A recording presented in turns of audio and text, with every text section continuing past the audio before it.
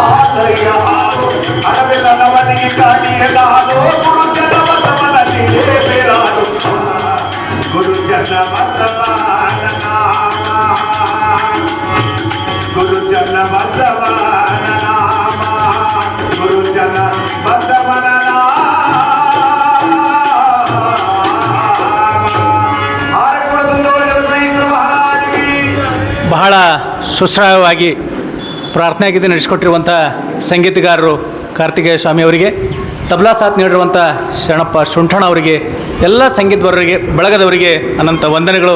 ಒಂದ್ಸಲ ಅವರೆಲ್ಲರಿಗೆ ಒಂದ್ಸಲ ಜೋರಾದ ಚಪ್ಪಾಳೆ ಅಂತ ತೋಣ. ಈಗ ಈ ಕಾರ್ಯಕ್ರಮದ ಪಾವನ ಸನ್ನಿಧಾನ ವಹಿಸಿರುವಂಥ ಪೂಜ್ಯರಿಗೂ ವೇದಿಕೆ ಇರುವಂಥ ಎಲ್ಲ ಗಣ್ಯರಿಗೆ ಮತ್ತು ವೇದಿಕೆ ಮುಂಭಾಗದಲ್ಲಿರುವಂಥ ತಮ್ಮೆಲ್ಲರಿಗೆ ಪ್ರೀತಿಯಿಂದ ಸ್ವಾಗತ ಮಾಡಲಿದ್ದಾರೆ ಮತ್ತು ಈ ಕಾರ್ಯಕ್ರಮದ ಕುರಿತು ಪ್ರಾಸ್ತಾವಿಕ ನುಡಿಗಳನ್ನು ಆಡಲಿದ್ದಾರೆ ಸಾಹಿತಿಗಳಾಗಿರುವಂಥ ಡಾಕ್ಟರ್ ಗವಿಸಿದ್ದಪ್ಪ ಪಾಟ್ಲವರು. ಗವಿಸಿದ್ದಪ್ಪ ಪಾಟ್ಲವರು ಈಗ ತಮ್ಮ ಮುಂದೆ.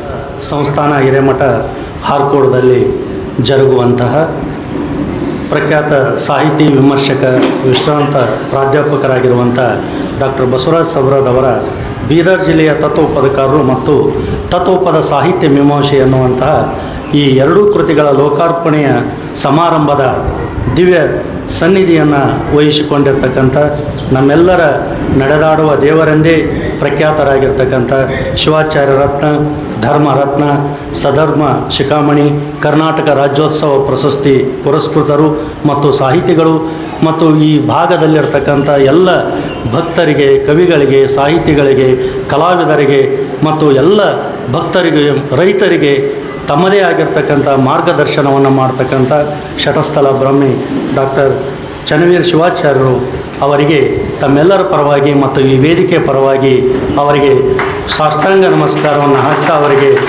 ತುಂಬ ಹೃದಯದ ಸ್ವಾಗತವನ್ನು ಕೋರುತ್ತೇನೆ. ಅದೇ ರೀತಿಯಾಗಿ ಇವತ್ತು ಪುಸ್ತಕ ಲೋಕಾರ್ಪಣೆಯನ್ನು ಮಾಡಲಿಕ್ಕೆ ದೂರದ ಹಂಪಿಯಿಂದ ಕನ್ನಡ ವಿಶ್ವವಿದ್ಯಾಲಯದ ಕುಲಪತಿಗಳು, ಶಾಸನ ತಜ್ಞರು, ನಾಡಿನ ಬಹುಶ್ರುತ ವಿದ್ವಾಂಸರು ಆಗಿರುವಂಥ ಪ್ರೊಫೆಸರ್ ಡಿ.ವಿ.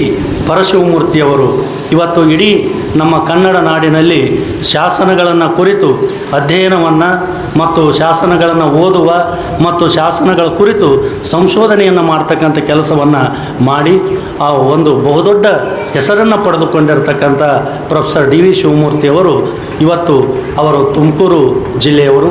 ಅಲ್ಲಿಂದ ನಮ್ಮ ಕನ್ನಡ ವಿಶ್ವವಿದ್ಯಾಲಯ ಹಂಪಿಯಲ್ಲಿ ಪ್ರಾಧ್ಯಾಪಕರಾಗಿ ನಂತರ ಕುಲಪತಿಗಳಾಗಿ ಇವತ್ತು ಅವರು ಅತ್ಯಂತ ಸಮರ್ಪಕವಾಗಿರ್ತಕ್ಕಂಥ ರೀತಿಯಲ್ಲಿ ಕಾರ್ಯವನ್ನು ನಿರ್ವಹಿಸಿದ್ದಾರೆ. 1963ರಲ್ಲಿ ಜನಿಸಿರ್ತಕ್ಕಂಥ ಪ್ರೊಫೆಸರ್ ಡಿ.ವಿ. ಪರಶಿವಮೂರ್ತಿಯವರು ದೊಡ್ಡಜ್ಜಹಳ್ಳಿಯ ವೀರಭದ್ರಯ್ಯ ಪರಶಿವಮೂರ್ತಿ ಅನ್ನುವಂಥ ಅವರ ಪೂರ್ಣ ಹೆಸರು. ಅವರು ಎಮ್.ಎ. ಪದವಿಯನ್ನು ಬೆಂಗಳೂರು ವಿಶ್ವವಿದ್ಯಾಲಯದಿಂದ ಪಡೆದುಕೊಂಡು ಎಮ್.ಎಚ್. ಕೃಷ್ಣಯ್ಯ ಮತ್ತು ಅನೇಕ ಆರಾಮಿತ್ರ ಪ್ರೊಫೆಸರ್ ಜಿ.ಎಸ್. ಸಿದ್ಧಲಿಂಗಯ್ಯನವರ ಕೈಯಲ್ಲಿ ಅವರು ಅಧ್ಯಯನವನ್ನು ಮಾಡಿ ಬಂದಿರತಕ್ಕಂಥ ಒಬ್ಬ ಅಪರೂಪವಾಗಿರ್ತಕ್ಕಂಥ ವಿದ್ವಾಂಸರು. ಇವರು ನಮ್ಮ ಸುಕ್ಷೇತ್ರ ಹಾರ್ಕೋಡಕ್ಕೆ ಮತ್ತು ಪೂಜ್ಯ ಡಾಕ್ಟರ್ ಚನ್ನವೀರ ಶಿವಾಚಾರ್ಯವರ ಆಶೀರ್ವಚನದಂತೆ ಅವರನ್ನು ಕರೆಸಬೇಕು ಅಂತಂದು ಹೇಳಿದಾಗ ಒಂದೇ ಮಾತಿಗೆ ಅವರು ಒಪ್ಪಿಕೊಂಡು ಈ ಒಂದು ಮಠಕ್ಕೆ ಆಗಮಿಸಿದ್ದಾರೆ.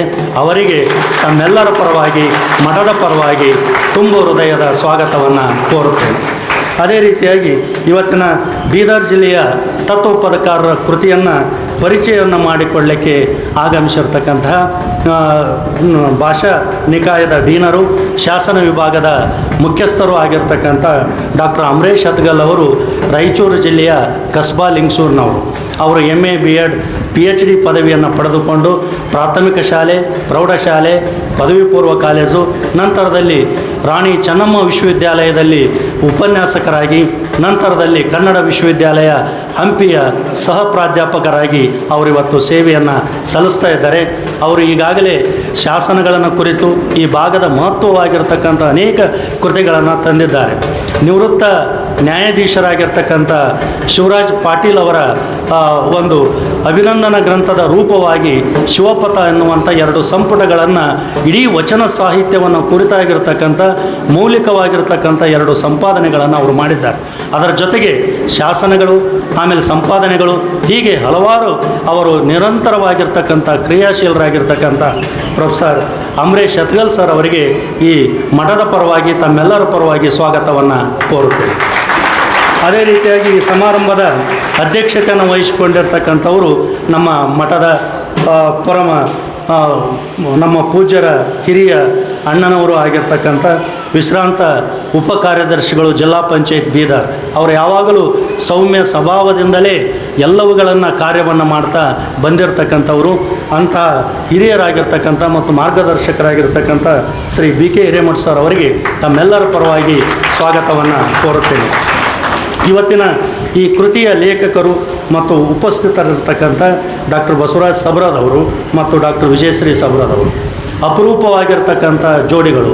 ಯಾಕಂದರೆ ಇಡೀ ಕನ್ನಡ ಸಾಹಿತ್ಯಕ್ಕೆ ದಂಪತಿಗಳ ಸಾಹಿತ್ಯ ಕೊಡುಗೆ ಅಪರೂಪವಾಗಿರ್ತಕ್ಕಂಥದ್ದು. ಕಮಲಾ ಹಂಪನವರಾಗಿರ್ಬೋದು, ಮಾಳ್ವಾಡ್ ಅವರಾಗಿರ್ಬೋದು, ಅಂಥವರ ಸಾಲಿನಲ್ಲಿ ಸೇರ್ತಕ್ಕಂತಹ ನಮ್ಮ ಡಾಕ್ಟರ್ ಸಬರದ್ ದಂಪತಿಗಳು ನಮ್ಮ ವಿದ್ಯಾಗುರುಗಳು. ಹೀಗಾಗಿ ಮತ್ತೆ ನಮ್ಮ ವಿದ್ಯಾಗುರುಗಳಲ್ಲ, ಇಲ್ಲಿರ್ತಕ್ಕಂಥ ಅನೇಕರಿಗೆ, ಅದರಲ್ಲೂ ಕೂಡ ಮಲ್ಲಿನಾಥ್ ಹಿರೇಮಠ ಅವರ ಗುರುಗಳು ಕೂಡ ಹೌದು. ಅಂದರೆ ಅನೇಕರಿಗೆ ಅವರು ತಮ್ಮ ಪಾಠ ಪ್ರವಚನ ಬೋಧನೆಯ ಮೂಲಕವಾಗಿ ಎಲ್ಲರಿಗೆ ಗಮನವನ್ನು ಸೆಳೆದಿರ್ತಕ್ಕಂಥ ಡಾಕ್ಟರ್ ಬಸವರಾಜ್ ಸಬರದ್ ಅವರು 250ಕ್ಕೂ ಹೆಚ್ಚು ಕೃತಿಗಳನ್ನು ರಚನೆಯನ್ನು ಮಾಡಿದ್ದಾರೆ. ಅವರೊಬ್ಬ ಬಹುದೊಡ್ಡ ವಿದ್ವಾಂಸರು, ಸಾಹಿತಿಗಳು, ಕವಿಗಳು, ವಿಮರ್ಶಕರು, ಸಂಶೋಧಕರು, ತತ್ವಪದ ಸಾಹಿತ್ಯ, ಶರಣ ಸಾಹಿತ್ಯ, ವಚನ ಸಾಹಿತ್ಯ, ಅದರಲ್ಲಿ ಕೂಡ ವಿಶೇಷವಾಗಿ ವಿಮರ್ಶಾ ಸಾಹಿತ್ಯಕ್ಕೆ ಅವರು ಕೊಟ್ಟಿರ್ತಕ್ಕಂಥ ಕೊಡುಗೆ ಅಮೂಲ್ಯವಾಗಿರ್ತಕ್ಕಂಥದ್ದು. ಅದೇ ರೀತಿ ಡಾಕ್ಟರ್ ವಿಜಯಶ್ರೀ ಸಬರದ್ ಅವರು ಕೂಡ ಬೀದರ್ ಜಿಲ್ಲೆಯ ಔರಾದ್ ತಾಲೂಕಿನ ಹಕ್ಯಾಳ ಗ್ರಾಮದವರು. ಅಲ್ಲಿಂದ ಬಂದಿರತಕ್ಕಂಥ ಡಾಕ್ಟರ್ ವಿಜಯಶ್ರೀ ಸಬರದ್ ಅವರು ಮುಂದೆ ಡಾಕ್ಟರ್ ಅನುಪಮಾ ನಿರಂಜನ್ ಅವರ ಕಾದಂಬರಿಗಳ ಮೇಲೆ PhDಯನ್ನು ಮಾಡಿ ಡಾಕ್ಟರೇಟನ್ನು ಪಡೆದುಕೊಂಡು ಗುಲ್ಬರ್ಗ ವಿಶ್ವವಿದ್ಯಾಲಯ, ವಿಜಯಪುರದ ಅಕ್ಕ ಮಹಾದೇವಿ ವಿಶ್ವವಿದ್ಯಾಲಯದಲ್ಲಿ ಕಲಾನಿಕಾಯದ ಡೀನರಾಗಿ, ಮುಖ್ಯಸ್ಥರಾಗಿ ಮತ್ತು ಮಂಡ್ಯ ಸ್ನಾತಕೋತ್ತರ ಕೇಂದ್ರದ ವಿಶೇಷ ಅಧಿಕಾರಿಗಳಾಗಿ ಡಾಕ್ಟರ್ ವಿಜಯಶ್ರೀ ಸಬರದ್ ಅವರು ವಚನ ಸಾಹಿತ್ಯ, ಕಾವ್ಯ, ವಿಮರ್ಶೆ, ಅದರಲ್ಲಿಯೂ ಕೂಡ ವಿಶೇಷವಾಗಿರ್ತಕ್ಕಂಥ ಅವರ ಕೊಡುಗೆ ಏನು ಅಂದರೆ ಶಿವಶರಣೆಯರ ಸಾಹಿತ್ಯ ಚರಿತ್ರೆಯನ್ನು ಅವರು ರಚನೆಯನ್ನು ಮಾಡಿ 33 ವಚನಕಾರ್ತಿಯರು ಇದ್ದಾರೆ ಅನ್ನೋದನ್ನು ಅವರು ಅಳಿಸಾಕಿ ಇವತ್ತು 40ಕ್ಕಿಂತ ಹೆಚ್ಚು ವಚನಕಾರ್ತಿಯರು ಇದ್ದಾರೆ ಅನ್ನುವಂಥ ಸಾಹಿತ್ಯ ಚರಿತ್ರೆಯನ್ನು ಕಟ್ಟಿಕೊಟ್ಟಿರ್ತಕ್ಕಂಥ ನನ್ನ ವಿದ್ಯಾಗುರುಗಳು ಆಗಿರುವಂಥ ಡಾಕ್ಟರ್ ವಿಜಯಶ್ರೀ ಸಬರದ್ ಮೇಡಮ್ ಅವರಿಗೆ ತಮ್ಮೆಲ್ಲರ ಪರವಾಗಿ ಸ್ವಾಗತವನ್ನು ಕೋರುತ್ತೇವೆ. ಅದೇ ರೀತಿಯಾಗಿ ಇವತ್ತಿನ ಮುಖ್ಯ ಅತಿಥಿಗಳಾಗಿ ಆಗಮಿಸಿರ್ತಕ್ಕಂಥ ಸಸ್ತಾಪುರ ಸರ್ಕಾರಿ ಪ್ರೌಢಶಾಲೆಯ ಮುಖ್ಯ ಗುರುಗಳಾಗಿ ಸೇವೆ ಸಲ್ಲಿಸಿ ಅತ್ಯಂತ ಸರಳ ಮತ್ತು ವಿನಯತೆಯಿಂದ ಇರುವಂತಹ ಶ್ರೀ PK ಹಿರೇಮಠ್ ಸರ್ ಅವರಿಗೆ ತಮ್ಮೆಲ್ಲರ ಪರವಾಗಿ ಸ್ವಾಗತವನ್ನು ಕೋರುತ್ತೇನೆ.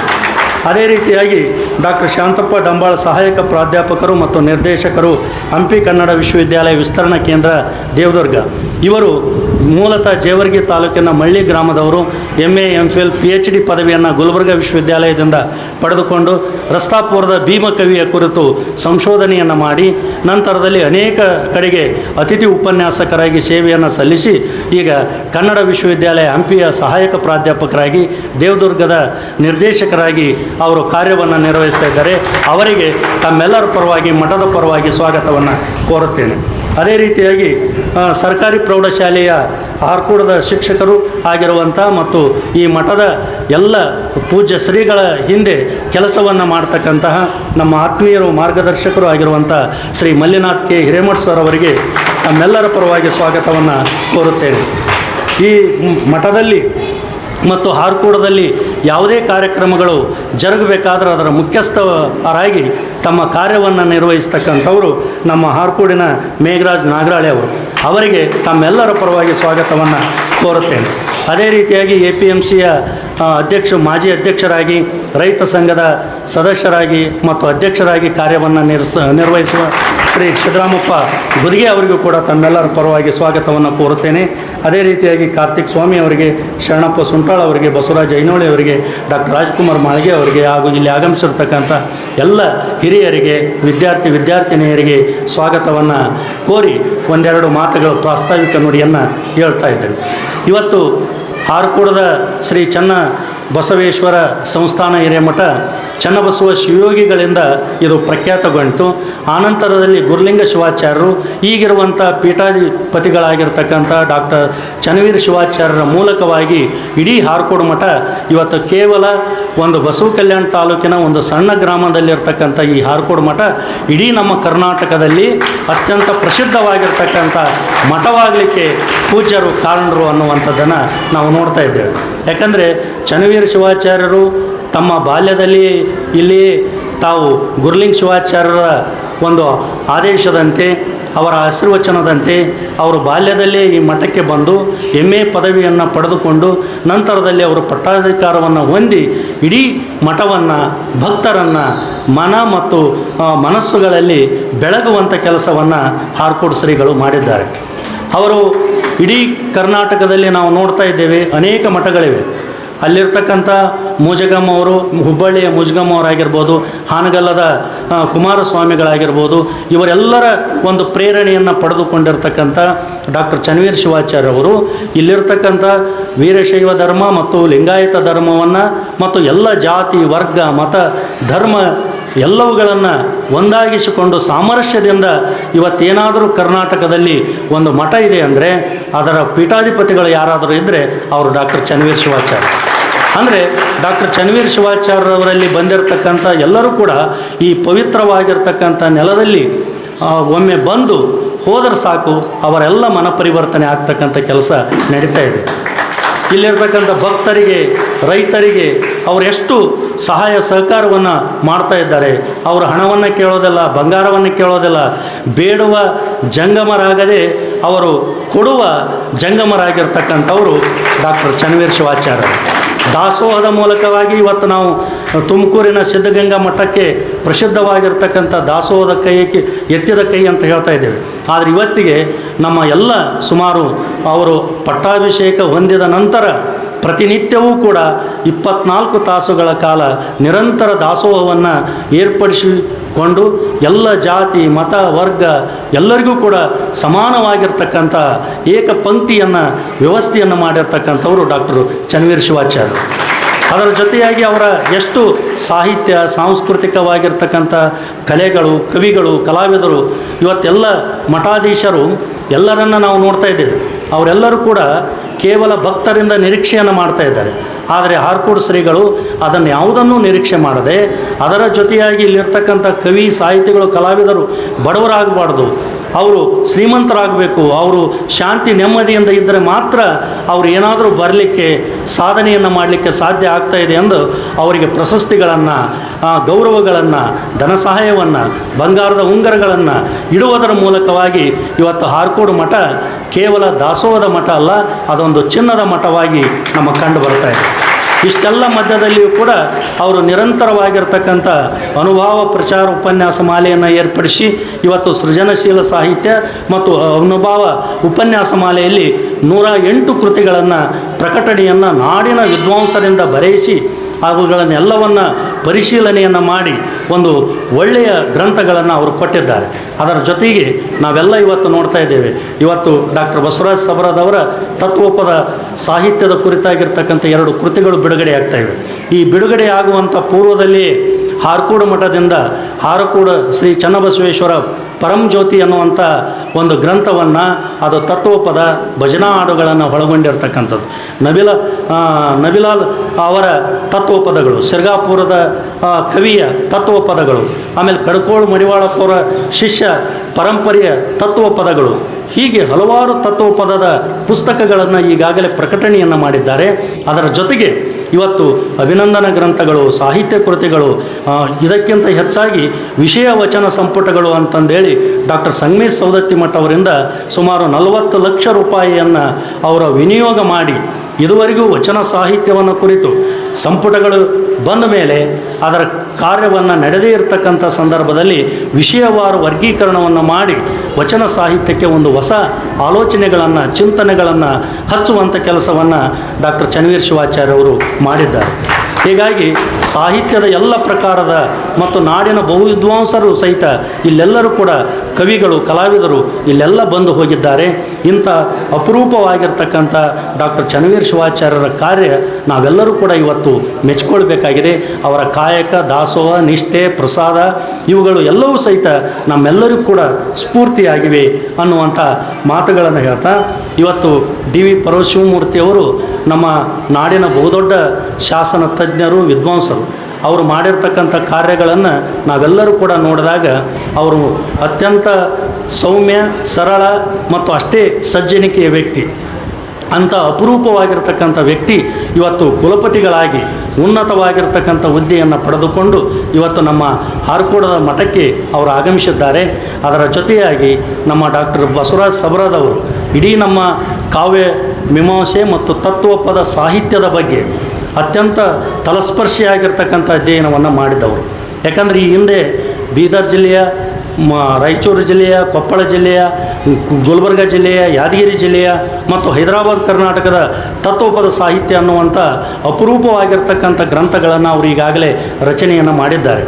ಆದರೆ ಇವತ್ತು ಬೀದರ್ ಜಿಲ್ಲೆಯ ತತ್ವಪದಕಾರರು ಮತ್ತು ತತ್ವಪದ ಸಾಹಿತ್ಯ ಮೀಮಾಂಸೆ ಅನ್ನುವಂಥ ಎರಡು ಕೃತಿಗಳನ್ನು ಅವರು ಅಪರೂಪವಾಗಿ ಪ್ರಕಟವನ್ನು ಮಾಡ್ತಕ್ಕಂಥ ಕೆಲಸವನ್ನು ಮಾಡಿದ್ದಾರೆ. ಹಾರ್ಕೂಡು ಮಠದಿಂದ ಬೀದರ್ ಜಿಲ್ಲೆಯ ತತ್ವಪದಕಾರರು ಪ್ರಕಟಗೊಂಡಿದೆ.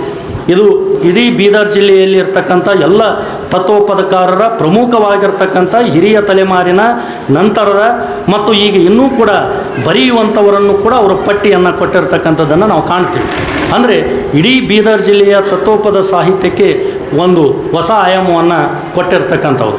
ಅದರ ಜೊತೆಗೆ ತತ್ವಪದ ಸಾಹಿತ್ಯ ಮೀಮಾಂಸೆ ಇವತ್ತು ನಾವು ಪ್ರಾದೇಶಿಕ ಭಾಷೆಯಲ್ಲಿಯೂ ಕೂಡ ಮೀಮಾಂಸೆ ಹುಟ್ಟಬೇಕು ಅನ್ನುವಂಥದ್ದು ಎಲ್ಲರ ಒಂದು ಅಭಿಪ್ರಾಯವಾಗಿದೆ.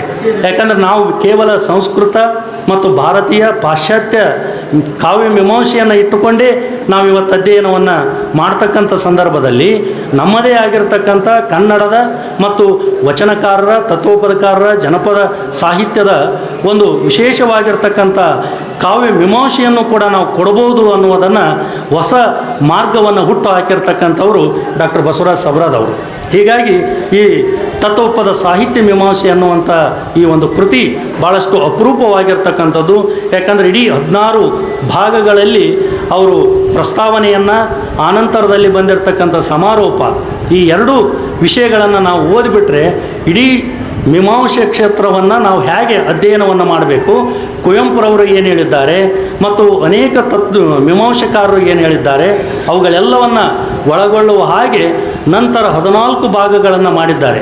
ದೇಹ ಮೀಮಾಂಸೆ, ಬಯಲು ಮೀಮಾಂಸೆ, ಆಮೇಲಿಂದ ಸ್ತ್ರೀ ಮೀಮಾಂಸೆ, ಹೀಗೆ ಅವರು ಕಟ್ಟಿಕೊಟ್ಟಿರ್ತಕ್ಕಂಥ ಈ ಮೀಮಾಂಸೆಗಳು ಏನಿದೆಯಲ್ಲ ಇವು ಕನ್ನಡ ಸಾಹಿತ್ಯಕ್ಕೆ ಅಪರೂಪವಾಗಿರ್ತಕ್ಕಂಥ ಒಂದು ಮೀಮಾಂಸೆಯನ್ನು ಕಟ್ಟಿಕೊಡುವಂಥ ವಿಮರ್ಶಾ ದೃಷ್ಟಿಕೋನವನ್ನು ಹೊಂದಿರತಕ್ಕಂಥ ಡಾಕ್ಟರ್ ಬಸವರಾಜ ಸಬ್ರಾದ್ ಅವರ ಈ ಎರಡೂ ಕೃತಿಗಳು ವಿಶೇಷತೆಯಿಂದ ಕೂಡಿವೆ. ಮತ್ತು ಇಂಥ ಒಂದು ಕಾರ್ಯಕ್ರಮ ಹಾರಕೂಡದ ಸುಕ್ಷೇತ್ರದಲ್ಲಿ ನಡೆಯತಕ್ಕಂಥದ್ದು ಮತ್ತೊಂದು ವಿಶೇಷ. ಯಾಕಂದರೆ ಇಲ್ಲಿರುವಂಥ ಎಲ್ಲ ತತ್ವಪದಕಾರರನ್ನು, ಇಲ್ಲಿರುವಂಥ ಎಲ್ಲ ಭಜನಾ ಹಾಡುಗಾರರನ್ನು, ಆ ಹಾಡುಗಳನ್ನು ಸಂಗ್ರಹಿಸಿ ಪ್ರಕಟವನ್ನು ಮಾಡ್ತಕ್ಕಂಥ, ಜನರಿಗೆ ಮುಟ್ಟಿಸುವ ಕೆಲಸವನ್ನು ಹಾರ್ಕೋಡ್ ಶ್ರೀಗಳು ಮತ್ತು ಮಠ ಮಾಡ್ತಾ ಬಂದಿದೆ. ಹೀಗಾಗಿ ಇಂಥ ಎಲ್ಲ ಒಂದು ಅಪರೂಪವಾಗಿರ್ತಕ್ಕಂಥ ಈ ಒಂದು ಸಮಾರಂಭಕ್ಕೆ ವೇದಿಕೆಯ ಮೇಲಿರ್ತಕ್ಕಂಥ ಪೂಜ್ಯರಿಗೆ, ಅತಿಥಿ ಗಣ್ಯರಿಗೆ ಮತ್ತು ಪುಸ್ತಕ ಲೋಕಾರ್ಪಣೆಯನ್ನು ಮಾಡ್ತಕ್ಕಂಥ ಕುಲಪತಿಗಳಿಗೆ ಮತ್ತು ತಮ್ಮೆಲ್ಲರಿಗೆ ಮತ್ತೊಮ್ಮೆ ಸ್ವಾಗತವನ್ನು ಕೋರ್ತಾ ನನ್ನ 2 ಮಾತುಗಳನ್ನು ಮುಗಿಸ್ತಾ ಇದ್ದೇನೆ. ನಮಸ್ಕಾರ.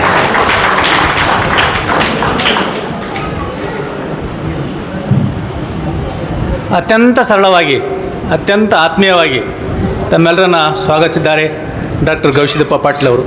ಶ್ರೀಮಠದ ಕುರಿತು ಮಾತನಾಡುವಾಗ ಅವ್ರ ಕೈಯಲ್ಲಿ ಯಾವುದೇ ಒಂದು ಚೀಟಿ ಇಲ್ಲದೆ, ಯಾವುದೇ ಒಂದು ಟಿಪ್ಪಣಿ ಇಲ್ಲದೆ, ಮೊನ್ನೆ 15ನೇ ತಾರೀಕಿಲ್ಲಿ ಸಾಹಿತಿ ಎ ಕೆ ರಾಮೇಶ್ವರ ಅವರು ಬಂದಿದ್ದರು, ವಿಜಯಕುಮಾರ್ ಪ್ರೊಫೆಸರ್ ಅವರು ಬಂದಿರು, ಕೈಯಲ್ಲಿ ಒಂದು ಚೀಟಿ ಇಲ್ಲದೇ ಹಾರ್ಕೊಂಡು ಮಠದ ಬಗ್ಗೆ ಎಷ್ಟೆಲ್ಲ ಮಾತಾಡ್ತೀರಿ ಅಂತ ಕೇಳಿದಾಗ ಗವಿಸಿದ್ದಪ್ಪ ಸರ್ ಹೇಳಿದ್ರು, ನಾವು ಇಲ್ಲೇ ಹುಟ್ಟಿ ಬೆಳೆದೀವಿ ರೀ, ಮಠದ ಆಶ್ರಯದಾಗಿ ಬೆಳೆದೀವಿ, ಮಠದ ಬಗ್ಗೆ ಮಾತಾಡೋಕ್ಕೆ ನಮಗೆ ಕೈಯಾಗಿ ಟಿಪ್ಪಣಿ ಬೇಕು, ಚೀಟಿ ಬೇಕು, ಅಷ್ಟು ನಿರರ್ಗಳವಾಗಿ ಶ್ರೀಮಠದ ಕುರಿತು ಮಾತನಾಡುವವರು ಗವಿಸಿದ್ದಪ್ಪ ಪಾಟೀಲ್ ಅವರು. ಅವರಿಗೆ 125 ಪುಸ್ತಕ ಸಮೀಪ ಈಗಾಗಲೇ ಬರೆದಿದ್ದಾರೆ. ಅವರು ಗುರುಗಳು 250 ಪುಸ್ತಕ ಬರೆದವರು. ಕಳೆದ ದಸರಾ ಸಂದರ್ಭದಲ್ಲಿ 350 ಪುಸ್ತಕಗಳನ್ನು ಬರೆದಿರುವಂಥ ಡಾಕ್ಟರ್ ಎಸ್.ಎಂ. ಹಿರೇಮಠರನ್ನ ಕರೆಸಿ ಪೂಜ್ಯರು ಅವರಿಗೆ ಶ್ರೀಚಂದ್ರ ರೇಣುಕ ಬಸವ ಪ್ರಶಸ್ತಿ ಅಂತ ಶ್ರೀಮಠದ ದೊಡ್ಡ ಪ್ರಶಸ್ತಿಯನ್ನು ಕೊಟ್ಟರು. ಅಂಥ ಎಲ್ಲ ದೊಡ್ಡ ದೊಡ್ಡ ಲೇಖಕರಿಗೆ, ಕವಿಗಳಿಗೆ, ಸಾಹಿತಿಗಳಿಗೆ ನೋಡುವ ಸೌಭಾಗ್ಯ ಹಾರ್ಕೋಡು ಮಠದ ಭಕ್ತರಿಗಿದೆ ಅಂದರೆ ಅದು ಪೂಜ್ಯರೇ ಕಾರಣ ಅಂತ ಹೇಳ್ತಾ ಈ ಸಂದರ್ಭದಲ್ಲಿ ನಾವು ಮತ್ತೊಂದು ಕಾರ್ಯಕ್ರಮಕ್ಕೆ ಸಾಕ್ಷಿಯಾಗಲಿದ್ದೇವೆ. ಇದೀಗ ಈ ಕಾರ್ಯಕ್ರಮವನ್ನು ಜ್ಯೋತಿ ಬೆಳಸೊಂದಿಗೆ ಉದ್ಘಾಟನೆ ಮಾಡಲಿದ್ದಾರೆ ಪೂಜ್ಯ ಡಾಕ್ಟರ್ ಚನ್ನವೀರ ಶಿವಾಚಾರ್ಯರು.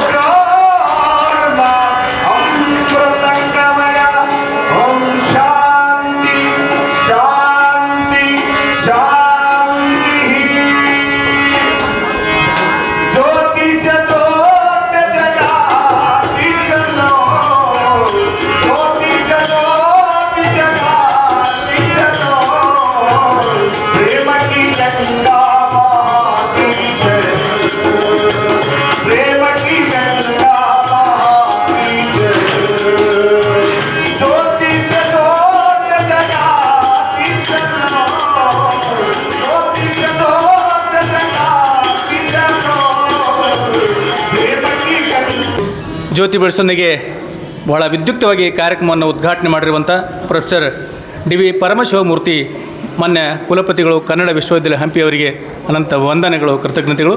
ಈಗ ಕಾರ್ಯಕ್ರಮವನ್ನು ಮುಂದುವರಿಸ್ತಾ ಈ ಕಾರ್ಯಕ್ರಮದ ಪಾವನ ಸನ್ನಿಧಾನ ವಹಿಸಿರುವಂಥ ಶಿವಾಚಾರ್ಯರತ್ತರು, ಧರ್ಮರತ್ತರು, ಸದ್ಧರ್ಮ ಶಿಖಾಮಣಿಗಳು ಪೂಜ್ಯ ಡಾಕ್ಟರ್ ಚನ್ನವೀರ ಶಿವಾಚಾರ್ಯರಿಗೆ ಸಾಹಿತಿಗಳಾಗಿರುವಂಥ ಡಾಕ್ಟರ್ ಗವಿಸಿದ್ದಪ್ಪ ಪಾಟೀಲ್ ಅವರು ಮಾಲಾರ್ಪಣೆ ಮಾಡಿ ಸತ್ಕರಿಸಬೇಕಂತ ಅವರಲ್ಲಿ ವಿನಂತಿ ಮಾಡ್ಕೊತಾ ಇದ್ದೀನಿ.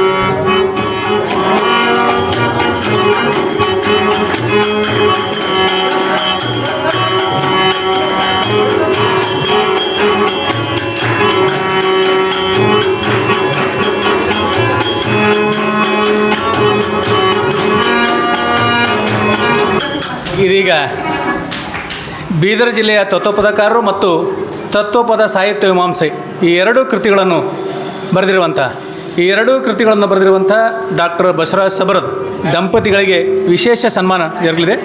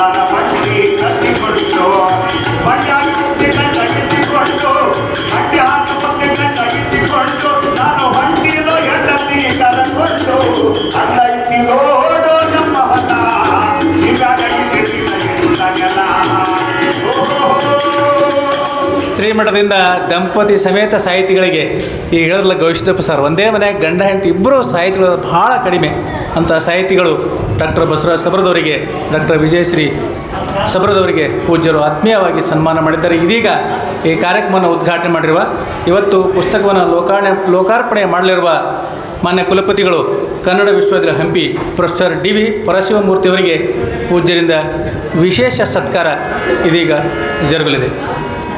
ಪ್ರೊಫೆಸರ್ ಡಿ ವಿ ಪರಮಶಿವಮೂರ್ತಿ ಮಾನ್ಯ ಕುಲಪತಿಗಳು ಕನ್ನಡ ವಿಶ್ವವಿದ್ಯಾಲಯ ಹಂಪಿಯವರಿಗೆ ಪೂಜ್ಯರಿಂದ ಆತ್ಮೀಯವಾದಂಥ ಸತ್ಕಾರ, ಸನ್ಮಾನ, ಪೂಜ್ಯರಿಂದ ವಿಶೇಷವಾದಂಥ ಆಶೀರ್ವಾದ.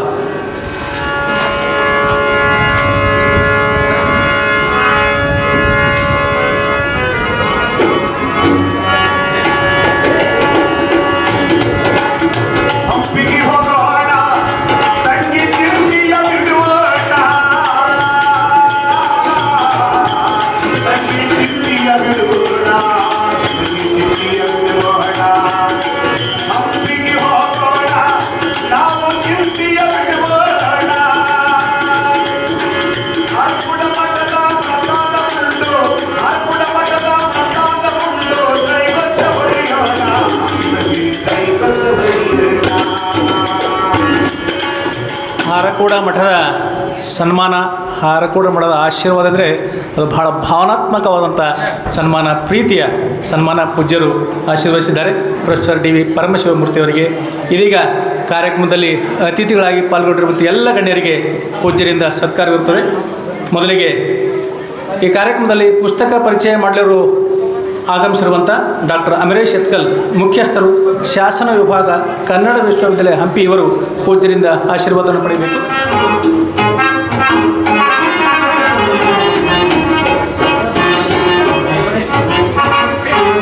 ಇದೀಗ ಕಾರ್ಯಕ್ರಮದ ಅಧ್ಯಕ್ಷ ಸ್ಥಾನ ವಹಿಸಿರುವಂಥ Shri B K Hiremath sir ಅವರು, ವಿಶ್ರಾಂತ ಉಪ ಕಾರ್ಯದರ್ಶಿಗಳು, ಜಿಲ್ಲಾ panchayat Bidar, Shri B K Hiremath sir ಅವರು ಪೂಜ್ಯರಿಂದ ಆಶೀರ್ವಾದ ಪಡ್ಕೊಳ್ಬೇಕು. ಅದೇ ರೀತಿ ಇವತ್ತಿನ ಕಾರ್ಯಕ್ರಮದಲ್ಲಿ ಮುಖ್ಯ ಅತಿಥಿಗಳಾಗಿ ಪಾಲ್ಗೊಂಡಿರುವ Shri P K Hiremath sir ಅವರು, ವಿಶ್ರಾಂತ ಮುಖ್ಯ ಗುರುಗಳು, ಶಸ್ತಾಪುರ್ ಬಸವ ಕಲ್ಯಾಣಿವರಿಗೆ ಪೂಜ್ಯರಿಂದ ಸತ್ಕಾರ ನೆರವೇರಿದೆ. Shri P K Hiremath sir ಅವರು, ವಿಶ್ರಾಂತ ಮುಖ್ಯ ಗುರುಗಳು, ಶಸ್ತಾಪುರ ಅವರು. ಅದಾದ ನಂತರ ಡಾಕ್ಟರ್ ಶಾಂತಪ್ಪ ಡಂಬಳ ಸರ್ ಅವರು. ಡಾಕ್ಟರ್ ಶಾಂತಪ್ಪ ಡಂಬಳ ಪ್ರಾಧ್ಯಾಪಕರು ಮತ್ತು ನಿರ್ದೇಶಕರು, ಹಂಪಿ ಕನ್ನಡ ವಿಶ್ವವಿದ್ಯಾಲಯ ವಿಸ್ತರಣಾ ಕೇಂದ್ರ, ದೇವದುರ್ಗ. ಇವರು ಪೂಜ್ಯರಿಂದ ಆಶೀರ್ವಾದವನ್ನು ಪಡ್ಕೊಳ್ಬೇಕು. ಅದಾದ ನಂತರ ಶ್ರೀ ಮಲ್ಲಿನಾಥ್ ಹಿರೇಮಠ ಗುರುಗಳು, ಶಿಕ್ಷಕರು, ಸರ್ಕಾರಿ ಪ್ರೌಢಶಾಲೆ, ಹಾರ್ಕೋಡು. ಇವತ್ತಿನ ಕಾರ್ಯಕ್ರಮದ ಮುಖ್ಯ ಅತಿಥಿಗಳು. ಅವರು ಸಹ ಪೂಜ್ಯರಿಂದ ಆಶೀರ್ವಾದವನ್ನು ಪಡ್ಕೊಳ್ಬೇಕು.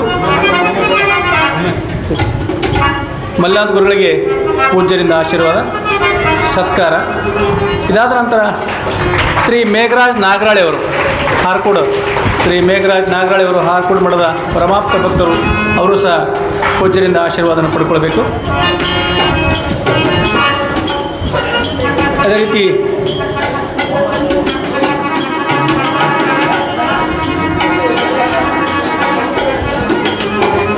ನಂತರ ಶ್ರೀ ಸಿದ್ದರಾಮಪ್ಪ ಗುದಿಗೆ ಅವರು, ಇವತ್ತಿನ ಕಾರ್ಯಕ್ರಮದ ಮುಖ್ಯ ಅತಿಥಿಗಳು. ಸಿದ್ದರಾಮಪ್ಪ ಗುದಿಗೆ, ಹಾರ್ಕೋಡು, ಶ್ರೀಮಠದ ಪರಮಾಪ್ತ ಭಕ್ತರು. ಅವರು ಸಹ ಪೂಜ್ಯರಿಂದ ಆಶೀರ್ವಾದವನ್ನು ಪಡ್ಕೊಳ್ಬೇಕು.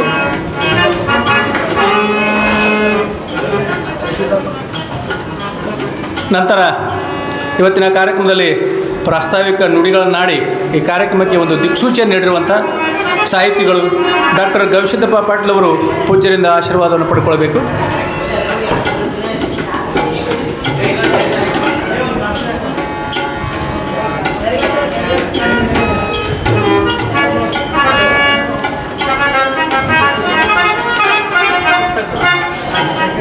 ಇದೀಗ ನಾವು ನೀವೆಲ್ಲರೂ ಬಹಳ ಕುತೂಹಲದಿಂದ ಕಾಯ್ತಿರುವಂಥ ಘಟ್ಟ, ಪುಸ್ತಕ ಬಿಡುಗಡೆ ಸಮಾರಂಭ. ಪುಸ್ತಕ ಬಿಡುಗಡೆಯನ್ನು ನೆರವೇರಿಸಬೇಕಂತ ಅತಿಥಿಗಳಲ್ಲಿ ಕೇಳ್ತಾ ಇದ್ದೀನಿ. ಮೊದಲಿಗೆ ಬೀದರ್ ಜಿಲ್ಲೆಯ ತತ್ವಪದಕಾರರು ಮತ್ತು ಒಂದು ಪುಸ್ತಕ ಬೀದರ್ ಜಿಲ್ಲೆಯ ತತ್ವಪದಕಾರರು, ಇನ್ನೊಂದು ಪುಸ್ತಕ ತತ್ವಪದ ಸಾಹಿತ್ಯ ಮೀಮಾಂಸೆ.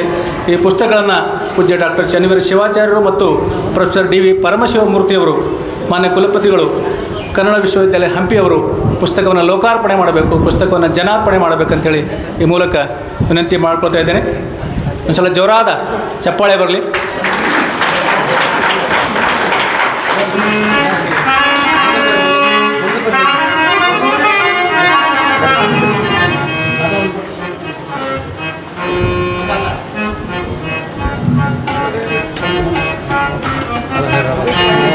ಬೀದರ್ ಜಿಲ್ಲೆಯ ತತ್ವಪದಕಾರ ಎನ್ನುವಂಥ ಕೃತಿ ಹಾರ್ಕೋಡು ಮಠದಿಂದಲೇ ಪ್ರಕಟವಾಗಿದೆ.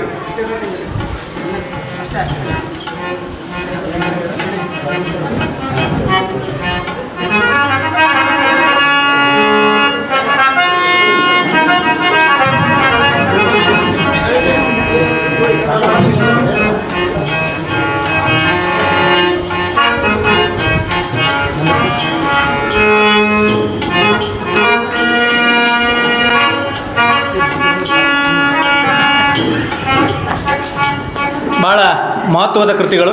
ಬೀದರ್ ಜಿಲ್ಲೆಯ ತತ್ವಪದಕಾರರು ಮತ್ತು ತತ್ವಪದ ಸಾಹಿತ್ಯ ಮೀಮಾಂಸೆ, ಈ ಎರಡೂ ಕೃತಿಗಳನ್ನು ಬರೆದವರು ಡಾಕ್ಟರ್ ಬಸವರಾಜ್ ಸಬ್ರದವರು. ಈ ಮುಖ್ಯ ಕಾರ್ಯಕ್ರಮಕ್ಕೆ ಸಾಕ್ಷಿಯಾಗಿ ಈ ಪುಸ್ತಕಗಳನ್ನು ಲೋಕಾರ್ಪಣೆ ಮಾಡಿರುವಂಥ ಎಲ್ಲ ಗಣ್ಯರಿಗೆ, ಪೂಜ್ಯರಿಗೆ ಅನಂತ ಶರಣಾರ್ಥಿಗಳು. ಈಗ ಈ ಕಾರ್ಯಕ್ರಮವನ್ನು ಉದ್ಘಾಟನೆ ಮಾಡಿರುವ, ಪುಸ್ತಕ ಲೋಕಾರ್ಪಣೆ ಮಾಡಿರುವ ಪ್ರೊಫೆಸರ್ ಡಿ ವಿ ಪರಮಶಿವಮೂರ್ತಿಗಳು, ಮಾನ್ಯ ಕುಲಪತಿಗಳು, ಹಂಪಿ ವಿಶ್ವವಿದ್ಯಾಲಯ ಅವರು ಉದ್ಘಾಟನಾ ನುಡಿಗಳನ್ನು ಹೇಳಬೇಕಂತೇಳಿ ತಮ್ಮಲ್ಲಿ ವಿನಂತಿ ಮಾಡ್ಕೊಳ್ತಾ ಇದ್ದೀನಿ. ಶ್ರೀ ಚನ್ನಬಸವೇಶ್ವರ ಸಂಸ್ಥಾನ ಮಠ ಹಾರ್ಕೋಡ ಈ ಸುಕ್ಷೇತ್ರದಲ್ಲಿ ಇವತ್ತಿನ ದಿವಸ ಕನ್ನಡದ ಖ್ಯಾತ ವಿದ್ವಾಂಸರಾದಂಥ ಪ್ರೊಫೆಸರ್ ಬಸವರಾಜ್ ಸಬರದ ಅವರ ಎರಡು ಮಹತ್ವದ ಕೃತಿಗಳು, ಬೀದರ್ ಜಿಲ್ಲೆಯ ತತ್ವಪದಕಾರರು ಮತ್ತು ತತ್ವಪದ ಸಾಹಿತ್ಯ ಮೀಮಾಂಸೆ ಅನ್ನುವಂಥ ಎರಡು ಪುಸ್ತಕಗಳನ್ನು ನಾನು ಈಗ ಪೂಜ್ಯ ಡಾಕ್ಟರ್ ಚನ್ನವೀರ ಶಿವಾಚಾರ್ಯರ ಸಮ್ಮುಖದಲ್ಲಿ ಅತ್ಯಂತ ಸಂತೋಷದಿಂದ ಬಿಡುಗಡೆಯನ್ನು ಮಾಡಿದ್ದೇನೆ. ಈ ಎರಡೂ ಪುಸ್ತಕಗಳ ಬಿಡುಗಡೆಯ ಈ ವೇದಿಕೆಯ ಮೇಲೆ ಪೂಜ್ಯ ಸಾನ್ನಿಧ್ಯವನ್ನು ವಹಿಸಿರುವಂಥ ಶಿವಾಚಾರ್ಯ ರತ್ನ, ಧರ್ಮರತ್ನ, ಸದ್ಧರ್ಮ ಶಿಖಾಮಣಿ, ರಾಜ್ಯೋತ್ಸವ ಪ್ರಶಸ್ತಿ ಪುರಸ್ಕೃತರು ಹಾಗೂ ಪ್ರಖ್ಯಾತ ಸಾಹಿತಿಗಳೂ ಆದಂಥ ಪರಮ ಪೂಜ್ಯ ಡಾಕ್ಟರ್ ಚನ್ನವೀರ ಶಿವಾಚಾರ್ಯರ ಪಾದಕಮಲಗಳಿಗೆ ವಂದಿಸುತ್ತಾ, ಈ ಎರಡೂ ಕೃತಿಗಳನ್ನು ರಚಿಸಿದಂಥ ಪ್ರೊಫೆಸರ್ ಬಸವರಾಜ್ ಸಬರದ ಅವರೇ, ಡಾಕ್ಟರ್ ವಿಜಯಶ್ರೀ ಸಬರದ ಅವರೇ, ಸ್ವಾಗತ ಮತ್ತು ಪ್ರಾಸ್ತಾವಿಕವನ್ನು ಮಾಡಿದಂಥ ಡಾಕ್ಟರ್ ಗವಿಸಿದ್ದಪ್ಪ ಪಾಟೀಲ ಅವರೇ, ಮುಖ್ಯ ಅತಿಥಿಗಳಾದಂಥ ಶ್ರೀ PK ಹಿರೇಮಠ್, ಡಾಕ್ಟರ್ ಶಾಂತಪ್ಪ ಡಂಬಳ ಅವರೇ, ಈ ಬೀದರ್ ಜಿಲ್ಲೆಯ ತತ್ವಪದಕಾರರು ಕೃತಿಯನ್ನು ಕುರಿತು ಕೃತಿ ಪರಿಚಯ ಮಾಡಿಕೊಡಲಿರುವಂಥ ಡಾಕ್ಟರ್ ಅಮರೇಶ್ ಎತ್ಗಲ್ ಅವರೇ, ಶ್ರೀ ಮಲ್ಲಿನಾಥ್ ಹಿರೇಮಠ್ರೆ, ಶ್ರೀ ಮೇಘರಾಜ್ ನಾಗರಾಳೆ ಅವರೇ, ಶ್ರೀ ಸಿದ್ದರಾಮಪ್ಪ ಗುಡಿಗೆ ಅವರೇ, ಹಾಗೂ ಎಲ್ಲ ಈ ಪೂಜ್ಯ ಸಂಸ್ಥಾನದ ಭಕ್ತ ಬಂಧುಗಳೇ, ಕಾರ್ಯಕರ್ತರೇ, ವಿದ್ಯಾರ್ಥಿನಿಯರೇ, ಇವತ್ತು ನಿರೂಪಕರು ಹಾಗೂ ಡಾಕ್ಟರ್ ಗವಿಸಿದ್ದಪ್ಪ ಹೇಳಿದಾಗೆ ಕನ್ನಡ ಸಾಹಿತ್ಯಕ್ಕೆ ಎರಡು ಅಮೂಲ್ಯ ರತ್ನಗಳು ಇವತ್ತು ಸೇರ್ಪಡೆಯಾಗಿದೆ.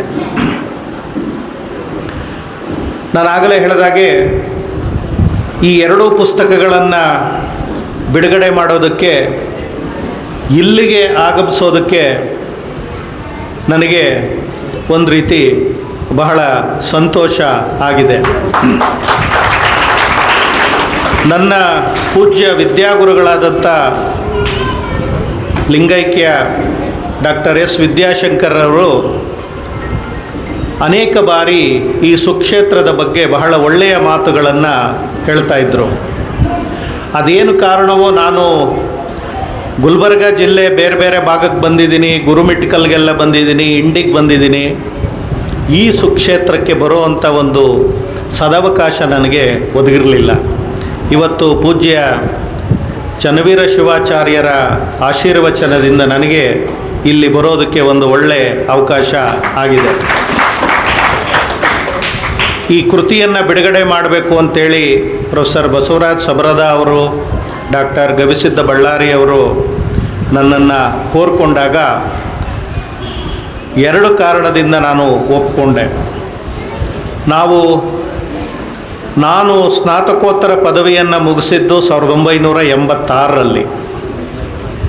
ಆ ಸಮಯದಲ್ಲಿಯೇ ಪ್ರೊಫೆಸರ್ ಬಸವರಾಜ ಸಬರದ ಅವರ ಅನೇಕ ಕೃತಿಗಳನ್ನು ನಾವು ಓದಿ ಪ್ರಭಾವಿತರಾಗಿದ್ದೋ. ಇಂಥ ಹಿರಿಯ ಸಾಹಿತಿಗಳ ಪುಸ್ತಕವನ್ನು ಬಿಡುಗಡೆ ಮಾಡೋ ಒಂದು ಸದವಕಾಶ ನನಗೆ ಸಿಕ್ಕಿದೆ ಅಂತ ಒಪ್ಪಿಕೊಂಡೆ.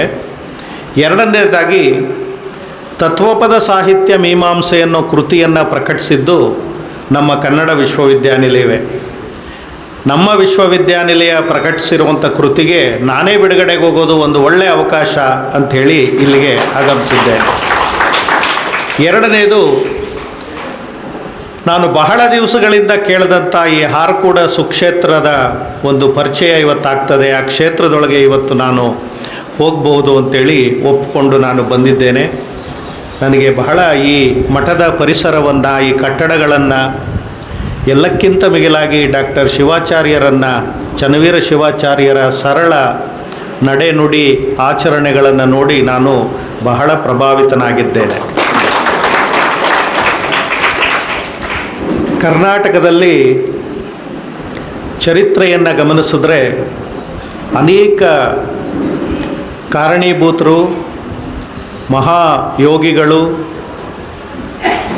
ಅನೇಕ ಮಠಗಳು ಸ್ಥಾಪನೆಯಾಗಿ ತಮ್ಮ ಪ್ರಭಾವವನ್ನು ಜನಸಮುದಾಯಗಳ ಮೇಲೆ ಬೀರಿ ಇವತ್ತಿಗೂ ಕೂಡ ಮನಸ್ಸಿನಲ್ಲಿ ಉಳ್ಕೊಂಡು ಬಂದಿವೆ. ಅಂಥ ಬಹಳ ಮುಖ್ಯ ಮಠಗಳಲ್ಲಿ ಈ ಹಾರ್ಕೂಡ ಮಠವು ಒಂದು ಅಂತ ನಾನು ಚೆನ್ನಾಗಿ ತಿಳಿದಿದ್ದೇನೆ. ಶರಣ ಪರಂಪರೆಯಲ್ಲಿ ಚನ್ನಬಸವಣ್ಣನವರ ಸ್ಥಾನ ಏನು ಅಂತ ತಮಗೆಲ್ಲ ಗೊತ್ತು. ಬಸವಣ್ಣ, ಅಲ್ಲಮಪ್ರಭು, ಬೇರೆ ಬೇರೆ ಶರಣಾದಿಗಳು ಹಾಕಿಕೊಟ್ಟಂಥ ಮಾರ್ಗವನ್ನು ಬಹಳ ದೊಡ್ಡ ರೀತಿಯಲ್ಲಿ ಮುನ್ನಡೆಸ್ಕೊಂಡು ಹೋಗುವಂಥ ಜವಾಬ್ದಾರಿ ಚನ್ನಬಸವಣ್ಣನವರ ಹೆಗಲ ಮೇಲೆ ಇತ್ತು. ಅದನ್ನು ಬಹಳ ಸಮರ್ಥವಾಗಿ ಅವರು ನಿಭಾಯಿಸಿದ್ದಾರೆ. ಅಂಥ ಚನ್ನಬಸವೇಶ್ವರರ ಗದ್ದುಗೆ ಇರುವಂಥ ಈ ಮಠವೂ ಕೂಡ ಕರ್ನಾಟಕದ ಸಮಾಜದ ಮುನ್ನಡೆಯಲ್ಲಿ ಮಹತ್ವದ ಪಾತ್ರ ವಹಿಸಿರುವಂಥದ್ದು ನಿಜವಾಗಲೂ ಕೂಡ ನಾವೆಲ್ಲರೂ ಹೆಮ್ಮೆ ಪಡಬೇಕಾದಂಥ ವಿಚಾರ. ನಾನು ದಾಸೋಹಕ್ಕೆ ಮಹಾ ಹೆಸರಾದಂಥ ಸಿದ್ಧಗಂಗಾ ಕ್ಷೇತ್ರದ ವಿದ್ಯಾರ್ಥಿ. ನಾನು ಸಿದ್ಧಗಂಗಾ ಪರಿಸರದಲ್ಲೇ ಇವಾಗ ನನ್ನ ಮನೆ ಇರುವಂಥದ್ದು. ಆ ಸಿದ್ಧಗಂಗೆಯಿಂದ ಇಲ್ಲಿ ಹಾರಕೂಡಿಗೆ ಬರುವಾಗ ಮಾಡಿದಂಥ ಆ ಶರಣರ ಒಂದು ಪ್ರಭಾವವನ್ನು ನಾನೇನಂತ ಬಣ್ಣಿಸಲಿ ನಿಮ್ಮ ಮುಂದೆ ನನಗೆ ತಿಳಿತಾ ಇಲ್ಲ. ಈ ಡಾಕ್ಟರ್ ಚನ್ನವೀರ ಶಿವಾಚಾರ್ಯರ ಹೆಸರನ್ನು ಕೇಳ್ತಿದ್ದ ಹಾಗೆ ನಾನು ಬಹಳ ಇಷ್ಟಪಟ್ಟು ಅಧ್ಯಯನ ಮಾಡಿದಂಥ ಒಂದು ಕೃತಿ ನನಗೆ ನೆನಪಿಗೆ ಬರ್ತಾ ಇದೆ. ಚನ್ನವೀರ ಶಿವಾಚಾರ್ಯ ಅಂತಲೇ ಹೇಳಿ 17ನೇ ಶತಮಾನದ ಒಬ್ಬ ಕವಿ ಬಹಳ ಶಿವಯೋಗ ಪ್ರದೀಪಿಕೆ ಅನ್ನುವಂಥ ಒಂದು ಕೃತಿಯನ್ನು ಬರೆದಿದ್ದಾನೆ. ಶಿವಯೋಗ ಅಂದರೆ ಏನು, ಶಿವಯೋಗದ ಮೂಲಕ ನಾವೇನೆಲ್ಲ ಸಾಧಿಸ್ಬೋದು, ನಮ್ಮ ಶರಣರು ಆ ಶಿವಯೋಗದ ದಾರಿಯನ್ನು ನಮಗೆ ಹೇಗೆ ಹೇಳಿಕೊಟ್ಟಿದ್ದಾರೆ ಅನ್ನುವಂಥದ್ದನ್ನು ಒಂದು ಕೈದೀವಿಗೆಯಾಗಿ ಪ್ರದೀಪಿಕೆಯಾಗಿ ನಮ್ಮ ಮುಂದೆ ಮಂಡಿಸಿದ್ದಾನೆ. ಈ ಶಿವಾಚಾರ್ಯರನ್ನು ನೋಡ್ತಾ ಇದ್ದರೆ ನನಗೆ ಆಗಲಿಂದ ಆ ಪುಸ್ತಕವೇ ಕಣ್ಣು ಮುಂದೆ ಹಾದು ಹೋಗ್ತಾ ಇದೆ. ಇರಲಿ, ನಾನು ಈಗ ಬಿಡುಗಡೆ ಮಾಡಿದಂಥ ತತ್ವಪದ ಸಾಹಿತ್ಯ ಮೀಮಾಂಸೆಯನ್ನು ಕುರಿತಂತೆ 2 ಮಾತುಗಳನ್ನು ಆಡಿದರೆ ತಪ್ಪಾಗಲಿಕ್ಕಿಲ್ಲ ಅಂತ ನಾನು ಭಾವಿಸ್ತೇನೆ.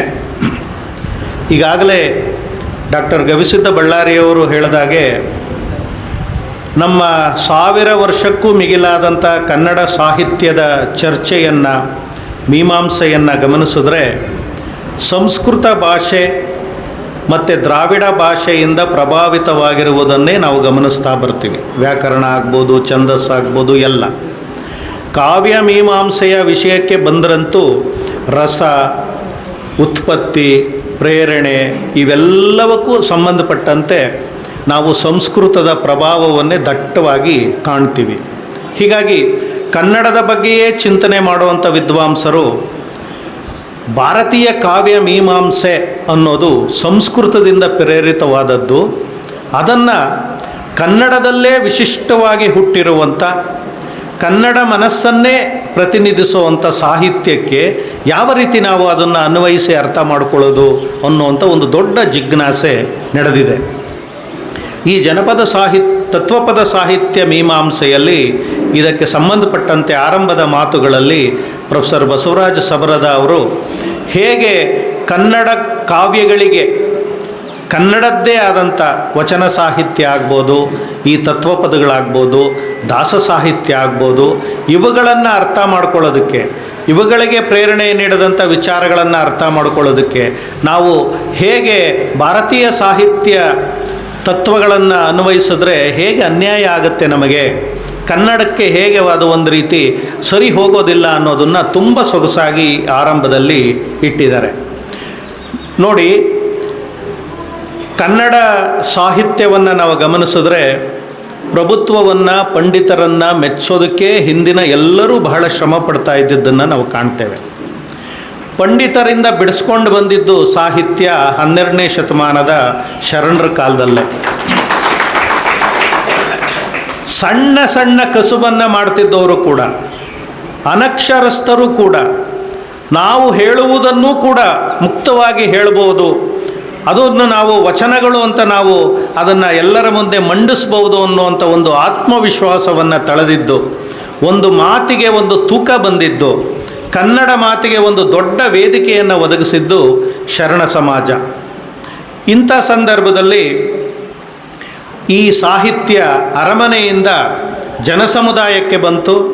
16ನೇ ಶತಮಾನದ ಸಮಯದಲ್ಲಿ ಅದು ಮಠಗಳಿಗೆ ಬಂತು. ಈ ಮಠಗಳಿಂದ ಬಂದಂಥ ಈ ಕನ್ನಡ ಸಾಹಿತ್ಯ ಏನಿದೆ ಇದು 2 ಬಗೆಯಲ್ಲಿ ಕಾಣುತ್ತದೆ. ಒಂದು, ಹಿಂದಿನ ಸಾಹಿತ್ಯವನ್ನು ಜನಸಾಮಾನ್ಯರಿಗೆ ಅರ್ಥವಾಗುವ ಹಾಗೆ ಟೀಕು, ವ್ಯಾಖ್ಯಾನ, ಸ್ಥಳಗಳನ್ನಾಗಿ ವಿಂಗಡಿಸಿ ಜನಸಾಮಾನ್ಯರಿಗೆ ಅರ್ಥ ಆಗುವ ಹಾಗೆ ಕೊಡುವಂಥದ್ದು. 2ನೇದು, ಹಿಂದಿನ ತಲೆಮಾರು ನಡೆಸ್ಕೊಂಡು ಬಂದಂಥ ಕಾರ್ಯವನ್ನು ಬೇರೆ ರೀತಿಯಲ್ಲಿ ಮುಂದುವರಿಸುವುದು ಅಂತ. ಈ 2 ಕಾರ್ಯಗಳನ್ನು ನಮ್ಮ ವೀರಶೈವ ಮಠಗಳು ತುಂಬ ಅತ್ಯಂತ ಸಮರ್ಥವಾಗಿ, ಜವಾಬ್ದಾರಿಯುತವಾಗಿ ನಡೆಸ್ಕೊಂಡು ಈಗಲೂ ಕೂಡ ಬರ್ತಾ ಇವೆ. ಇದಕ್ಕೆ ಒಂದು ದೊಡ್ಡ ಚರಿತ್ರೆನೇ ಇದೆ.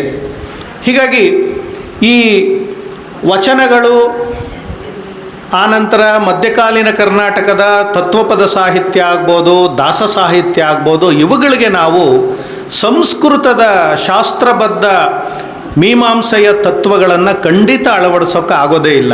ಇದನ್ನು ಸುಮಾರು 30 ವರ್ಷಗಳ ಮುಂಚಿನಿಂದ ಕನ್ನಡಕ್ಕೆ ಕನ್ನಡದ್ದೇ ಆದಂಥ ಒಂದು ಕಾವ್ಯ ಮೀಮಾಂಸೆಯನ್ನು ನಾವು ಕಟ್ಟಬೇಕು ಅಂತೇಳಿ ಅನೇಕ ವಿದ್ವಾಂಸರು ದೊಡ್ಡ ದೊಡ್ಡ ಪ್ರಯತ್ನಗಳನ್ನು ಮಾಡಿಕೊಂಡು ಬಂದಿದ್ದಾರೆ.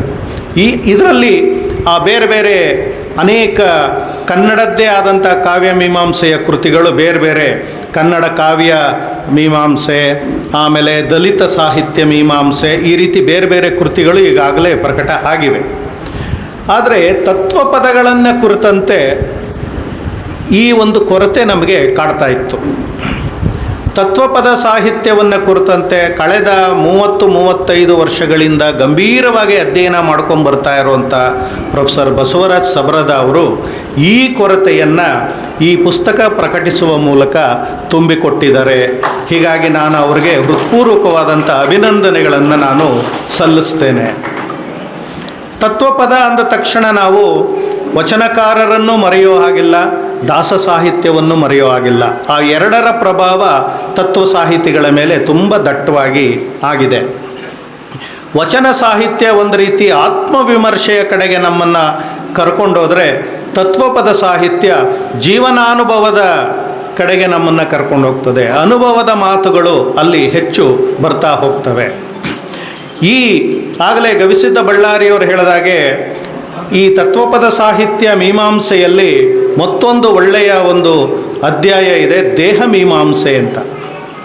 ಹಿಂದಿನ ಕವಿಗಳು ಹೇಗೆ ದೇಹವನ್ನು, ಅದರಲ್ಲೂ ವೈದಿಕರು ಮನುಷ್ಯನ ದೇಹವನ್ನು ಹೇಗೆ ಕಾಣ್ತಾ ಇದ್ದರು, ಶರಣರು ಬಂದ ಮೇಲೆ ಆ ದೇಹದ ಬಗ್ಗೆ ಇದ್ದಂಥ ಅಭಿಪ್ರಾಯ ಹೇಗೆ ಬದಲಾಯಿತು, ದಾಸರು ಹೇಗೆ ದೇಹ ಮೀಮಾಂಸೆಯನ್ನು ನಮ್ಮ ಮುಂದೆ ಮಂಡಿಸಿದ್ರು ಅನ್ನೋದನ್ನು ತುಂಬ ಸೊಗಸಾಗಿ ಹೇಳ್ತಾ ಹೋಗ್ತಾರೆ.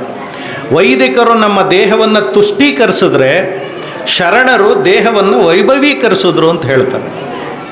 ದೇಹವನ್ನೇ ದೇವಾಲಯವನ್ನಾಗಿ ಪರಿವರ್ತನೆ ಮಾಡಿದ್ರು ಶರಣರು, ನಮ್ಮ ಆತ್ಮವನ್ನೇ ದೇವರನ್ನಾಗಿ ಪರಿವರ್ತಿಸಿದ್ರು.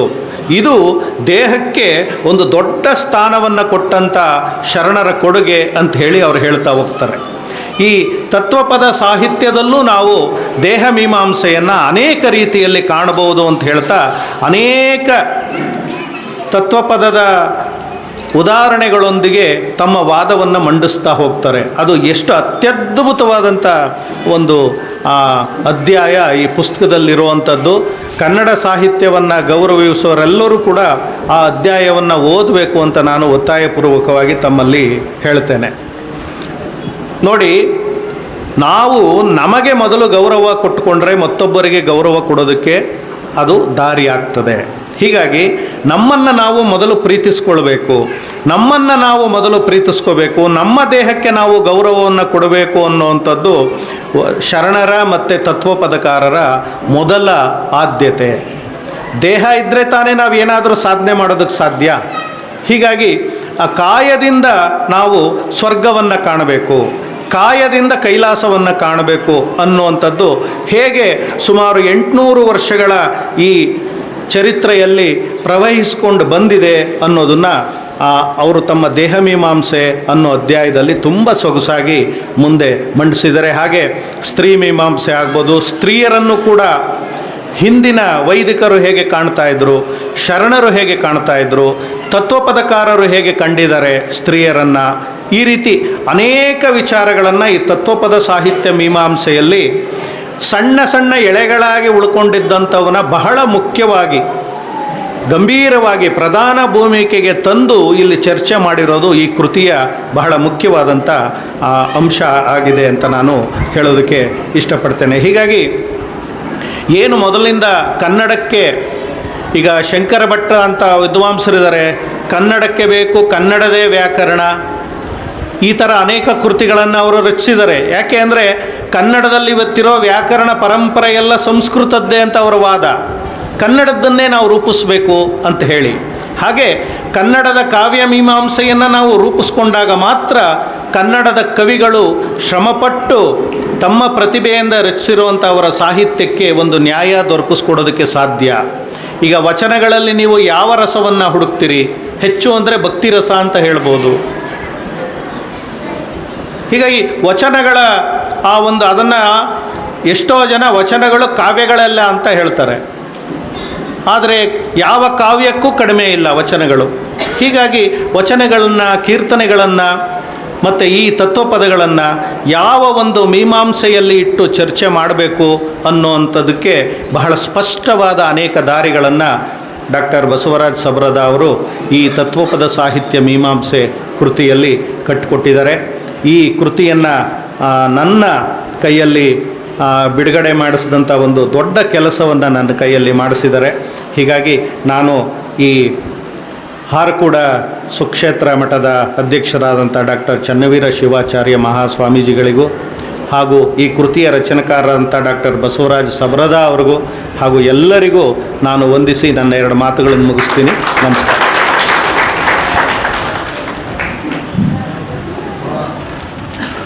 ಕೃತಿ ಬಿಡುಗಡೆ ಮಾಡಿ ಭಾಳ ಅರ್ಥಪೂರ್ಣವಾಗಿ ಬೀದರ್ ಜಿಲ್ಲೆಯ ತತ್ವಪದಕಾರರು ಮತ್ತು ತತ್ವಪದ ಸಾಹಿತ್ಯ ಮೀಮಾಂಸೆ ಈ ಕೃತಿಗಳನ್ನ ಬಿಡುಗಡೆ ಮಾಡಿ ಭಾಳ ಅರ್ಥಪೂರ್ಣವಾಗಿ ಮಾತನಾಡಿರುವಂಥ ಪ್ರೊಫೆಸರ್ ಡಿ ವಿ ಪರಮಶಿವಮೂರ್ತಿ ಮಾನ್ಯ ಕುಲಪತಿಗಳು ಕನ್ನಡ ವಿಶ್ವವಿದ್ಯಾಲಯ ಹಂಪಿಯವರು ಭಾಳ ಚೆನ್ನಾಗಿ ಮಾತನಾಡಿದ್ದವರಿಗೆ ಅನಂತ ಕೃತಜ್ಞತೆಗಳು, ವಂದನೆಗಳು.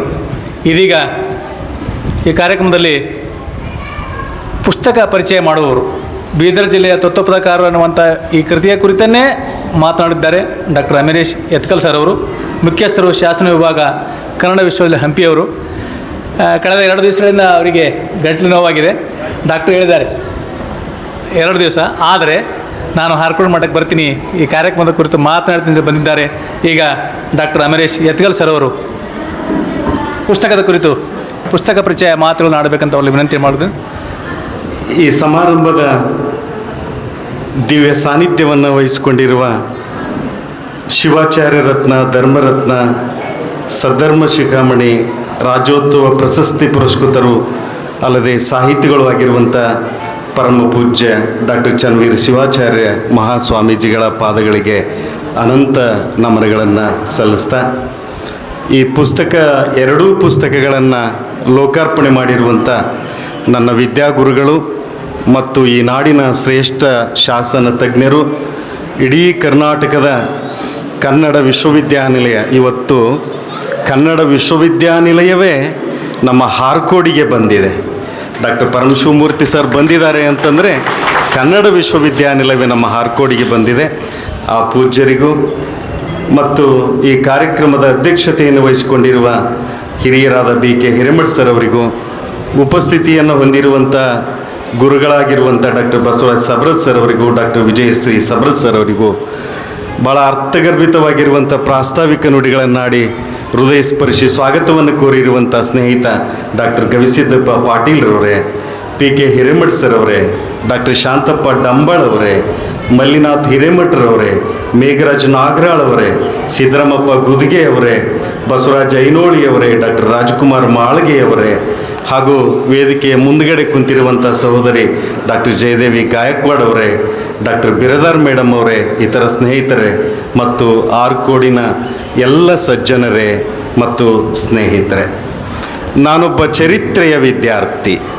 ಆದರೆ ಇವತ್ತು ನನ್ನನ್ನು ಎಳ್ಕೊಂಡು ಬಂದು ಈ ಬೀದರ್ ಜಿಲ್ಲೆಯ ತತ್ವಪದಕಾರರು ಅನ್ನುವಂಥ ಒಂದು ಕೃತಿಯನ್ನು ಪರಿಚಯ ಮಾಡಬೇಕು ಅಂತ ನನ್ನ ಸ್ನೇಹಿತರಾದ ಪಾಟೀಲ್ರವರು ಇಲ್ಲಿ ತಂದು ನಿಲ್ಲಿಸಿದ್ದಾರೆ.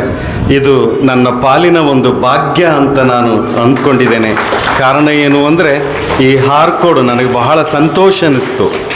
ರಾತ್ರಿ ಹೊತ್ತು ಒಬ್ಬ ಮೂಕ ಕನಸು ಕಂಡಿರ್ತಾನೆ. ಬೆಳಗ್ಗೆ ಎದ್ದ ತಕ್ಷಣವೇ ರಾತ್ರಿ ಏನು ಕನಸು ಕಂಡಿ ನೀನು ಅಂದರೆ ಆ ಮೂಕನಿಗೆ ಹೇಳಕ್ಕೆ ಬರೋದಿಲ್ಲ. ಒಬ್ಬ ತಾಯಿ ಒಂದು ಮಗುವಿಗೆ ಬೆಲ್ಲ ತಿನ್ನಿಸಿರ್ತಾಳೆ, ಅದು ರುಚಿ ಹೇಗಿದೆ ಅಂತ ಕೇಳಿದರೆ ಆ ಮಗುವಿಗೆ ಹೇಳಕ್ಕೆ ಬರೋದಿಲ್ಲ. ಹಾಗೆ ಈ ಹಾರ್ಕೋಡ್ ಬಗ್ಗೆ ನೀವೇನು ಕೇಳಿದ್ರು ನಾನು ಹಾಗೆ ಗೋಣಾಡಿಸ್ತೀನಿ, ಅಷ್ಟು ನನ್ನ ಮನಸ್ಸಿಗೆ ಒಂದು ಸಂತೋಷ ಆಗಿದೆ ಅನ್ನುವಂಥ ಮಾತನ್ನು ಈ ಸಂದರ್ಭದಲ್ಲಿ ಹೇಳ್ತಾ, ಇವತ್ತು ಭಾಳ ಮಹತ್ವದ 2 ಕೃತಿಗಳು ಇಲ್ಲಿ ಲೋಕಾರ್ಪಣೆಗೊಂಡಿವೆ. ನಾನು ಈ ಬೀದರ್ ಜಿಲ್ಲೆಯ ತತ್ವಪದಕಾರರ ಕುರಿತು ಒಂದು ಸಂಕ್ಷಿಪ್ತವಾಗಿ ಇಲ್ಲಿ ಮಾತಾಡ್ತೇನೆ. ಈ ಕೃತಿಯನ್ನು ರಚಿಸಿದಂಥವರು ಈ ನಾಡಿನ ಶ್ರೇಷ್ಠ ಚಿಂತಕರು, ವಿಮರ್ಶಕರು, ವಿದ್ವಾಂಸರು ಆಗಿರುವಂಥ ಮತ್ತು ನನಗೆ ಗುರು ಸಮಾನರು ಆಗಿರುವಂಥ ಡಾಕ್ಟರ್ ಬಸವರಾಜ್ ಸಬ್ರತ್ ಸರ್ ಅವರು. ಆಶ್ಚರ್ಯ ಅನ್ನಿಸ್ತದೆ, ಅವರು 200ಕ್ಕಿಂತ ಹೆಚ್ಚು ಒಳ್ಳೊಳ್ಳೆ ಕೃತಿಗಳನ್ನು ಈ ನಾಡಿನ ಚರಿತ್ರೆ, ಸಾಹಿತ್ಯ, ಸಂಶೋಧನೆಗೆ ಕೊಟ್ಟಂಥವರು. 400ಕ್ಕಿಂತ ಹೆಚ್ಚು ಸಂಶೋಧನಾ ಲೇಖನಗಳನ್ನು ಕೂಡ ಕೊಟ್ಟಂಥವರು. ಅವರ ಎಲ್ಲ ಬರಹಗಳನ್ನು ನಾವು ನೋಡಿದರೆ ಆ ಬರಹಗಳಲ್ಲಿ ಅವರ ವೈಚಾರಿಕ ಪ್ರಜ್ಞೆ, ಪ್ರಗತಿಪರ ಆಲೋಚನೆಗಳವರು ಅಲ್ಲೆಲ್ಲ ಎದ್ದು ಕಾಣ್ತಿರುವಂಥದ್ದು. ಈ ತತ್ವಪದ ಸಾಹಿತ್ಯದ ಕುರಿತು ಈ ಒಮ್ಮಿಂದೊಮ್ಮೆಲೆ ಈ ಕೃತಿಗಳು ಬಂದವುಗಳಲ್ಲ. ಸುಮಾರು 30 ವರ್ಷಗಳ ಕಾಲ ಅವರು ಮಾಡಿರ್ತಕ್ಕಂಥ ಕ್ಷೇತ್ರ ಕಾರ್ಯ, ಸಮೀಕ್ಷೆ, ಆ ತತ್ವ ಪದಗಳ ಕುರಿತಾಗಿರುವಂಥ ಅವ್ರದ್ದೇ ಆಗಿರುವಂಥ ಅಧ್ಯಯನ ಶಿಸ್ತು, ಅದನ್ನು ವಿಮರ್ಶೆ, ಇವೆಲ್ಲವುಗಳನ್ನು ಮಾಡ್ತಾ ಒಂದು ರೀತಿಯಲ್ಲಿ ತಲಸ್ಪರ್ಶಿ ಅಧ್ಯಯನವನ್ನು ಮಾಡಿ ಇವತ್ತು ಬೀದರ್ಲಿಂದ ಹಿಡ್ಕೊಂಡು ಇಡೀ ನಮ್ಮ ಕಲ್ಯಾಣ ಕರ್ನಾಟಕದ ಎಲ್ಲ ಜಿಲ್ಲೆಯ ತತ್ವಪದಕಾರರ ಕುರಿತು ತಲಸ್ಪರ್ಶಿಯಾಗಿರ್ತಕ್ಕಂಥ ಒಂದು ಅಧ್ಯಯನವನ್ನು ಮಾಡಿ ಕೃತಿಯ ರೂಪದಲ್ಲಿ ತಂದಿರುವಂಥವರು. ನಾನು ಆರಂಭದಿಂದ ನೋಡಿದ್ದೇನೆ. ಅವರು ಬಹಳ ಉಡಿದು ಹಿಡಿತಿದವರು. ಯಾವುದನ್ನು ಹಿಡ್ಕೊಳ್ತಾರೋ ಅವರು ಬಿಡೋದಿಲ್ಲ, ಅದು ಮುಗಿಸುವವರೆಗೂ ಅವರು ಬಿಡೋದಿಲ್ಲ. ಅವರು ಯಾವತ್ತು ಗಟ್ಟಿಯಾದದ್ದನ್ನೇ ಮಾತಾಡಿದಂಥವರು ಮತ್ತು ಗಟ್ಟಿಯಾದದ್ದನ್ನೇ ಬರೆದವರು. ಅವರು ಯಾವತ್ತು ಗಟ್ಟಿಯಾದದ್ದನ್ನೇ ಬರೆದಂಥವರು ಮತ್ತು ಗಟ್ಟಿಯಾದದ್ದನ್ನೇ ಮಾತಾಡಿದಂಥವರು. ಇವತ್ತಿಗೂ ಯಾರ ಮುಲಾಜಿಗೂ ಅವರು ಇಲ್ಲ. ಮತ್ತು ಅವರು ನೇರ ನಡೆನುಡಿ ಅವರದು. ಯಾವತ್ತು ನೇರ ನುಡಿಯನ್ನು ತಮ್ಮ ಇದರಲ್ಲಿ ಬೆಳೆಸ್ಕೊಂಡಂಥವರು. ಅವರು ಕೇವಲ ಬರವಣಿಗೆಗೆ ತಮ್ಮ ವ್ಯಕ್ತಿತ್ವವನ್ನು ಸೀಮಿತಗೊಳಿಸಿದಂಥವರಲ್ಲ. ಹಿಂದೆ ಅನೇಕ ಹೋರಾಟಗಳನ್ನು ಮಾಡಿದ್ದಾರೆ ಅವರು. ಇವತ್ತಿಗೂ ಕೂಡ ಅನೇಕ ಹೋರಾಟಗಳನ್ನು ಮಾಡ್ತಾ ಇದ್ದಾರೆ. ದೇವದಾಸಿ ವಿಮೋಚನಾ ಹೋರಾಟ ಆಗಿರ್ಬೋದು, ಅಂತರಜಾತಿ ವಿವಾಹಕ್ಕೆ ಪ್ರೋತ್ಸಾಹವನ್ನು ನೀಡಿರುವಂಥದ್ದಾಗಿರ್ಬೋದು, ಈ ಅಸ್ಪೃಶ್ಯತಾ ನಿವಾರಣೆಯ ಕುರಿತಾಗಿ ದಲಿತ ಬಂಡಾಯ ಚಳುವಳಿ, ಇವೆಲ್ಲವುಗಳಲ್ಲಿ ತೊಡಗಿಸಿಕೊಂಡಂಥವರು ಡಾಕ್ಟರ್ ಬಸವರಾಜ್ ಸಬ್ರತ್ ಸರ್ ಅವರು. ಇವತ್ತು ಅವ್ರ ಜೊತೆ ಡಾಕ್ಟರ್ ವಿಜಯಶ್ರೀ ಮೇಡಮ್ ಅವರು ಕೂಡ ಬಂದಿದ್ದಾರೆ. ಅವರು ಕೂಡ ಒಳ್ಳೆಯ ನಾಡಿನ ಚಿಂತಕರು. ನಮ್ಮ ಪಾಟೀಲ್ರವರು ಹೇಳಿದರು, ಇವತ್ತು ಈ ಜೋಡಿಗಳು ಕರ್ನಾಟಕದಲ್ಲಿ ಕೆಲವೊಂದು ಜೋಡಿಗಳು ತಮ್ಮನ್ನು ತಾವು ಈ ಕರ್ನಾಟಕದ ಸಾಹಿತ್ಯವನ್ನು, ಕರ್ನಾಟಕದ ಸಂಸ್ಕೃತಿಯನ್ನು ಬೆಳೆಸಲಿಕ್ಕೆ ತೊಡಗಿವೆ. ಇನ್ನೊಬ್ಬರ ಹೆಸರನ್ನು ಮರೆತರು ಅವರು. ನಮ್ಮ ಪಾಟೀಲ್ರಿ ಮತ್ತು ನಮ್ಮ ಮೇಡಮ್ ಅವರು, ಗಾಯಕ್ವಾಡ್ ಮೇಡಮ್ ಅವರು ಕೂಡ ಇವತ್ತು ಇಡೀ ಕರ್ನಾಟಕದಲ್ಲಿ ಹೆಸರು ಮಾಡತಕ್ಕಂಥ ಒಂದು ಕೆಲಸವನ್ನು ಮಾಡಿದ್ದಾರೆ. ಅಂಥವರನ್ನು ಗುರುತಿಸಿ ಇವತ್ತೇನು ನಮ್ಮ ಹಾರ್ಕೋಡ್ ಮಠ ಇಲ್ಲಿ ಕರೆಸಿ ಅವರಿಗೆ ಪ್ರೋತ್ಸಾಹ ಮಾಡ್ತಕ್ಕಂಥ ಒಂದು ಕೆಲಸವನ್ನು ಮಾಡ್ತಾ ಇದೆಯಲ್ಲ, ನಿಜವಾಗ್ಲೂ ನಮ್ಮ ಹಾರ್ಕೋಡ್ ಅಜ್ಜವರು, ಅವ್ರದ್ದು ತಾಯಿ ಹೃದಯ. ಒಂದು ಪಟ್ಟಿ ನೋಡಿದರೆ ನಮಗೆ ಆಶ್ಚರ್ಯ ಅನ್ನಿಸ್ತದೆ. ಎಷ್ಟು ಜನರನ್ನು, ವಿದ್ವಾಂಸರನ್ನು ಇಲ್ಲಿ ಕರೆಸಿ ಅವ್ರ ಕೃತಿಗಳನ್ನು ಬಿಡುಗಡೆ ಮಾಡಿ ಅವರಿಗೆ ಆಶೀರ್ವಾದ ಮಾಡಿರುವಂಥದ್ದು ಬಹಳ ದೊಡ್ಡದಾಗಿರ್ತಕ್ಕಂಥ ಕೆಲಸ. ಇವತ್ತು ನಾವು ಮಾತಾಡ್ತೀವಿ, ಹೋಗ್ತೀವಿ, ನಮ್ಮ ಮಾತುಗಳು ಗಾಳಿಗೆ ತೇಲ್ಕೊಂಡು ಹೋಗ್ತವೆ. ಆದರೆ ಅವರು ಬರೆದದ್ದನ್ನು ಪ್ರಕಟ ಮಾಡೋದ್ರ ಮೂಲಕ ಇಡೀ ನಮ್ಮ ನಾಡಿನ ಒಂದು ಸಂಸ್ಕೃತಿಯನ್ನು ಕಟ್ಟಿಕೊಡ್ತಕ್ಕಂಥ ಒಂದು ಕೆಲಸವನ್ನು ಇಲ್ಲಿ ಅಜ್ಜವರು ಮಾಡ್ತಾ ಇದ್ದಾರೆ. ಈ ಮಠವನ್ನು ಒಂದು ಪುಸ್ತಕದ ಕಾಶಿಯನ್ನಾಗಿ ಅವರು ಮಾಡಿರುವಂಥದ್ದು ಬಹಳ ನಿಜವಾಗಲೂ ಒಂದು ಸಂತೋಷದ ಸಂಗತಿ. ಮತ್ತು ಸಾಮಾಜಿಕ ಸೌಹಾರ್ದತೆಯನ್ನು, ಈ ಮಠದ ಬಗ್ಗೆ ನಾನು ಓದಿದ್ದೇನೆ. ಇದೊಂದು ರೀತಿಯಲ್ಲಿ ಈ ಸಾಮಾಜಿಕ ಸೌಹಾರ್ದತೆಯನ್ನು ಸದಾ ಕಾಪಾಡಿಕೊಂಡು ಬಂದಂಥ ಒಂದು ನೆಲ. ಜನ ಬದುಕಬೇಕು ಅಂತಂದು ಹುಟ್ಟಿದ ಸಾಹಿತ್ಯವನ್ನು ಇವತ್ತು ಅಜ್ಜವರು ಇಲ್ಲಿ ಪ್ರಕಟ ಮಾಡ್ತಕ್ಕಂಥದ್ದು ಭಾಳ ನಿಜವಾಗಲೂ ನಮ್ಮೆಲ್ಲರಿಗೆ ಒಂದು ಹೆಮ್ಮೆ ತರತಕ್ಕಂಥ ಕೆಲಸ. ಒಂದು ಕಾಲದಲ್ಲಿ ಈ ನೆಲ ಉರ್ದು ಭಾಷೆಯ ಆಡಳಿತ ಇದ್ದರೂ ಕೂಡ ಕನ್ನಡವನ್ನು ಕಟ್ಟಿ, ಕನ್ನಡವನ್ನು ಹಾಡಿ ಆ ಬೆಳಗಿಸಿರ್ತಕ್ಕಂಥ ಒಂದು ಕೀರ್ತಿಗೆ ಇಲ್ಲಿಯ ತತ್ವಪದಕಾರರು, ಇಲ್ಲಿ ಅನೇಕ ಜನ ಕಾರಣರಾಗಿದ್ದಾರೆ. ಅವರೆಲ್ಲರ ಹೆಜ್ಜೆ ಗುರುತುಗಳನ್ನು ಇವತ್ತು ಈ ಮಠ ಇಲ್ಲಿ ಸಾಕ್ಷೀಕರಿಸಿಕೊಂಡಿದೆ. ಇವತ್ತು ಈ ಬೀದರ್ ಜಿಲ್ಲೆಯ ತತ್ವಪದಕಾರರು ಅನ್ನುವಂಥ ಈ ಕೃತಿ 6 ಅಧ್ಯಾಯಗಳನ್ನು ಇದು ಒಳಗೊಂಡಿದೆ. ಈ ಕೃತಿಗೆ ಪೂಜ್ಯರಾಗಿರ್ತಕ್ಕಂಥ ಅಜ್ಜವರು ಒಂದು ಆಶೀರ್ವಚನವನ್ನು ಬರೆದಿದ್ದಾರೆ. ಅದು ಒಂದು ರೀತಿಯಲ್ಲಿ ಮುಕುಟಪ್ರಾಯವಾಗಿದೆ. ನಮ್ಮ ಡಾಕ್ಟರ್ ಎಸ್.ಎಂ. ಹಿರೇಮಠ್ ಸರ್ ಅವರು ಇದಕ್ಕೆ ಮುನ್ನುಡಿಯನ್ನು ಬರೆದು ಈ ಕೃತಿಯಲ್ಲಿರುವಂಥ ಅನೇಕ ಒಳಸುಳಿವುಗಳನ್ನು ನಮ್ಮ ಮುಂದೆ ಬಿಚ್ಚಿಟ್ಟಿದ್ದಾರೆ. ಸಹೋದರಿ ಡಾಕ್ಟರ್ ಜಯದೇವಿ ಗಾಯಕ್ವಾಡ್ ಅವರು ಇದಕ್ಕೆ ಬೆನ್ನುಡಿಯನ್ನು ಬರೆದು ಡಾಕ್ಟರ್ ಸಬ್ರತ್ ಸರ್ ಅವರ ಸಾಹಿತ್ಯಿಕ ಸಾಧನೆ ಮತ್ತು ಇಲ್ಲಿಯ ತತ್ವಪದಕಾರರ ವೈವಿಧ್ಯಮಯವಾಗಿರ್ತಕ್ಕಂಥ ಒಂದು ಚಿತ್ರಣವನ್ನು ಅವರಲ್ಲಿ ಕಟ್ಟಿಕೊಡ್ತಕ್ಕಂಥ ಒಂದು ಕೆಲಸವನ್ನು ಮಾಡಿದ್ದಾರೆ. ಮೊದಲನೇ ಅಧ್ಯಾಯದಲ್ಲಿ ಈ ಜಿಲ್ಲೆಯ ಚಾರಿತ್ರಿಕ ಹಿನ್ನೆಲೆಯನ್ನು ಕಟ್ಟಿಕೊಟ್ಟಿದ್ದಾರೆ. ಮೌರ್ಯರಿಂದ ಹಿಡ್ಕೊಂಡು ಇವತ್ತೇನು ಹೈದರಾಬಾದ್ ನಿಜಾಮರ ಆಳ್ವಿಕೆಗಳು ಒಳಪಟ್ಟಿರ್ತಕ್ಕಂಥ ಈ ಪ್ರದೇಶದಲ್ಲಿ ಆದರೆ ತತ್ವಪದಕಾರರಿಗೂ ಇಲ್ಲಿರುವಂಥ ಐತಿಹಾಸಿಕ ಹಿನ್ನೆಲೆಗೂ ಯಾವುದೇ ರೀತಿಯ ಸಂಬಂಧ ಇಲ್ಲದೆ ಹೋದರೂ ಕೂಡ 18-19ನೇ ಶತಮಾನದಲ್ಲಿದ್ದಾಗ ಇಲ್ಲಿ ಹೈದರಾಬಾದ್ ನಿಜಾಮರು ಆಳ್ವಿಕೆ ಮಾಡ್ತಾಯಿದ್ರು. ಆದರೆ ಅವರ ಕುರಿತಾಗಿ ಕ್ವಚಿತ್ತಾಗಿ ಕೆಲವೊಬ್ಬ ಪದಕಾರರು ಮಾತಾಡ್ತಾ ಹೋಗ್ತಾರೆ ಅನ್ನುವಂಥ ವಿಚಾರವನ್ನು ಹೇಳ್ತಾ, ಈ ತತ್ವಪದಕಾರರಿಗೆ ರಾಜಕೀಯ ಮುಖ್ಯ ಆಗಿರಲಿಲ್ಲ, ಅವರು ಆಧ್ಯಾತ್ಮ ಅವರಿಗೆ ಮುಖ್ಯ ಆಗಿತ್ತು ಅನ್ನುವಂಥ ಒಂದು ವಿಚಾರವನ್ನು ಡಾಕ್ಟರ್ ಬಸವರಾಜ ಸಬರದ್ ಸರ್ ಅವರು ಈ ಕೃತಿಯಲ್ಲಿ ಹೇಳ್ತಾ ಹೋಗ್ತಾರೆ. ಈಗಾಗಲೇ ಗುರುಗಳು ಮಾತಾಡಿದ್ರು, ಇದು ಶರಣರ ನೆಲ, ಇಲ್ಲಿ ಶರಣರು ಒಂದು ರೀತಿಯ ಚಳುವಳಿಯನ್ನು ಮಾಡಿದರೆ ಇವತ್ತು ನಮ್ಮ ಕನ್ನಡ ಸಾಹಿತ್ಯ ಲೋಕದಲ್ಲಿ 18 ಮತ್ತು 19ನೇ ಕನ್ನಡ ಸಾಹಿತ್ಯ ಚರಿತ್ರೆ ಕತ್ತಲೆ ಯುಗ ಅಂತ ಕರೀತಾರೆ. ಆದರೆ ಈ ಕಲ್ಯಾಣ ಕರ್ನಾಟಕ ಭಾಗದಲ್ಲಿ ಆ ಕತ್ತಲೆಯನ್ನು ತುಂಬಿಕೊಟ್ಟವರು ಯಾರು ಅಂದರೆ ನಮ್ಮ ತತ್ವಪದಕಾರರು. ಆ ಗ್ಯಾಪ್ ಏನು ಇತ್ತಲ್ಲ, ಆ ಗ್ಯಾಪನ್ನು ಮುಚ್ಚಲಿಕ್ಕೆ ಇಲ್ಲಿ ತತ್ವಪದಕಾರರ ಒಂದು ಚಳುವಳಿಯೇ ನಡೀತು ಅನ್ನುವಂಥದ್ದನ್ನು ನಾವು ಯಾರೂ ಮರಿಬಾರ್ದು. ನಮ್ಮ ಬಸವರಾಜ ಸಬರದ್ ಅವರು ಬಹಳ ಒಂದು ಶಿಸ್ತಿನಿಂದ ಯಾವುದೇ ಒಂದು ವಿಷಯವನ್ನು ವಿಶ್ಲೇಷಣೆ ಮಾಡುವಾಗ ಅವರಲ್ಲಿ ಸಂಶೋಧನಾ ಶಿಸ್ತಿದೆ. ತತ್ವಪದಕಾರರ ಕಾಲಘಟ್ಟವನ್ನು ಅವರು ವಿಭಾಗ ಮಾಡ್ತಾ ಹೋಗ್ತಾರೆ. ಮೊದಲನೇ ಕಾಲಘಟ್ಟದಲ್ಲಿ ಈ ಭಾಗದಲ್ಲಿ ತತ್ವದ ಪದ ಸಾಹಿತ್ಯ ಇಡೀ ಕರ್ನಾಟಕದಾದ್ಯಂತ ಸೀಮಂತವಾಗಿರುವಂಥ ಸಂದರ್ಭದಲ್ಲಿ 12ನೇ ಶತಮಾನದಲ್ಲಿ ಶರಣರು ಬರೆದಿರ್ತಕ್ಕಂಥ ಅನೇಕ ವಚನಗಳು ನಮ್ಮ ಮಧ್ಯೆ ಇವೆ. ಅನೇಕ ಸ್ವರವಚನಗಳನ್ನು ಕೆಲವೊಬ್ಬ ಶರಣರು ಬರೆದರು. ಆದರೆ ಈ ಭಾಗದಲ್ಲಿ ಅಂಥ ಸ್ವರವಚನಗಳನ್ನು ಬರೆದಿರುವಂಥ ಶರಣರು ಇಲ್ಲ. ಎರಡನೇ ಕಾಲಘಟ್ಟದಲ್ಲಿ ಅನೇಕ ಜನ ಶಿವಯೋಗಿಗಳು ತಮ್ಮ ಸಾಹಿತ್ಯವನ್ನು ಸೃಷ್ಟಿ ಮಾಡಿದರು. ಅಂಥ ಸಾಹಿತ್ಯವೂ ಕೂಡ ಈ ಭಾಗದಲ್ಲಿ ಆ ಪ್ರಯೋಗ ಇಲ್ಲಿ ನಡೀಲಿಲ್ಲ.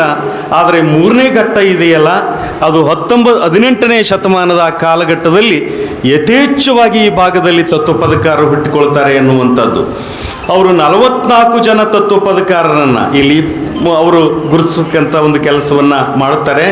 20 ಅಂದರೆ ಮೂರನೇ ಘಟ್ಟವನ್ನು ವಿಭಾಗ ಮಾಡ್ತಾರೆ ಅವರು, ಸ್ವಾತಂತ್ರ್ಯ ಪೂರ್ವ ಮತ್ತು ಸ್ವಾತಂತ್ರ್ಯದ ನಂತರ. ಸ್ವಾತಂತ್ರ್ಯ ನಂತರದಲ್ಲಿ 120 ಜನ ತತ್ವಪದಕಾರರು ಇಲ್ಲಿ ತತ್ವಪದವನ್ನು ಬರೆದಿದ್ದಾರೆ ಅಂತನ್ನೋದನ್ನು ಕೊನೆಯಲ್ಲಿ ಒಂದು ಪಟ್ಟಿಯನ್ನೇ ಕೊಡ್ತಾರೆ. ಆ ಪಟ್ಟಿಯನ್ನು ಇಟ್ಕೊಂಡು ನಾವು ಇವತ್ತು ಸಂಶೋಧನೆ ಮಾಡಲಿಕ್ಕೆ ಹೊರಟ್ರೆ ಇನ್ನೂ ಅನೇಕ ಜನ ಇಂಥ ತತ್ವಪದಕಾರರ ಚರಿತ್ರೆಯನ್ನು ಕಟ್ಟಿಕೊಡಲಿಕ್ಕೆ ಇಲ್ಲಿ ಸಾಧ್ಯತೆ ಇದೆ.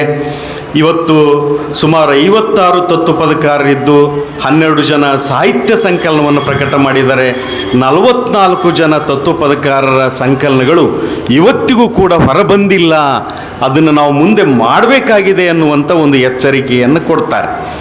ಇವರು ಮೂರನೇ ಒಂದು ಅಧ್ಯಾಯದಲ್ಲಿ ಸುಮಾರು 12 ಜನ ತತ್ವಪದಕಾರರು, ನಮ್ಮ ಮರಕುಂದಿ ಬಸವಣ್ಣಪ್ಪ 1780ರಿಂದ ಹಿಡ್ಕೊಂಡು ಜಯದೇವಿ ತಾಯಿ ಲಿಗಾಡೆ 1912ರಿಂದ 1983ರವರೆಗಿದ್ದಂಥ ಜಯದೇವಿ ತಾಯಿ ಲಿಗಾಡೆಯವರೆಗೆ ಅವರ ಬದುಕನ್ನು, ಅವರ ಜೀವನ ಚರಿತ್ರೆಯನ್ನು ಕಟ್ಟಿಕೊಡೋದ್ರ ಮೂಲಕ ಅವರು ಏನೇನು ತತ್ವಪದ ಸಾಹಿತ್ಯಕ್ಕೆ ತಮ್ಮ ಕೊಡುಗೆಯನ್ನು ಕೊಟ್ಟರು ಅನ್ನೋದನ್ನು ಹೇಳ್ತಾರೆ.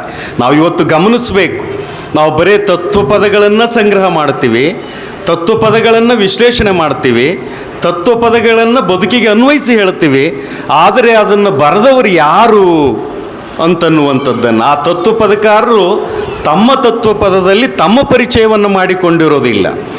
ಆದರೆ ಒಬ್ಬ ಪ್ರಬುದ್ಧ ಲೇಖಕ ಅಥವಾ ಆ ಪ್ರಜ್ಞೆಯನ್ನು ಇಟ್ಟುಕೊಂಡಿರ್ತಕ್ಕಂಥ ಒಬ್ಬ ಲೇಖಕ ಈ ತತ್ವಪದವನ್ನು ಬರೆದಂಥವರು ಯಾರು, ಅದು ಅವರ ಹಿನ್ನೆಲೆ ಏನು, ಅವರು ಹೇಗೆ ಹುಟ್ಟಿ ಬೆಳೆದು ಬಂದರು ಅನ್ನುವಂಥದ್ದನ್ನು ಕೂಡ ಇಲ್ಲಿ ಸೆರೆ ಹಿಡಿತಕ್ಕಂಥ ಒಂದು ಕೆಲಸವನ್ನು ಡಾಕ್ಟರ್ ಬಸವರಾಜ ಸಬರದ್ ಸರ್ ಅವರು ಮಾಡಿದ್ದಾರೆ ಅಂತನ್ನುವಂಥದ್ದು. ನಮ್ಮ ಮರಕುಂದಿ ಬಸವಣ್ಣಪ್ಪನವರು ಬಸವಸ್ತುತಿಯನ್ನು ಹಳೆಗನ್ನಡ ಶೈಲಿಯಲ್ಲಿ ಬರೆಯೋದ್ರ ಮೂಲಕ ಬಸವ ಪುರಾಣವನ್ನು ಯಾರ್ಯಾರು ಬರೆದರು ಅನ್ನುವಂಥದ್ದನ್ನು ತನ್ನ ಚರಿತ್ರೆಯಲ್ಲಿ ಹೇಳಿಕೊಟ್ಟಂಥ ವಿಚಾರ.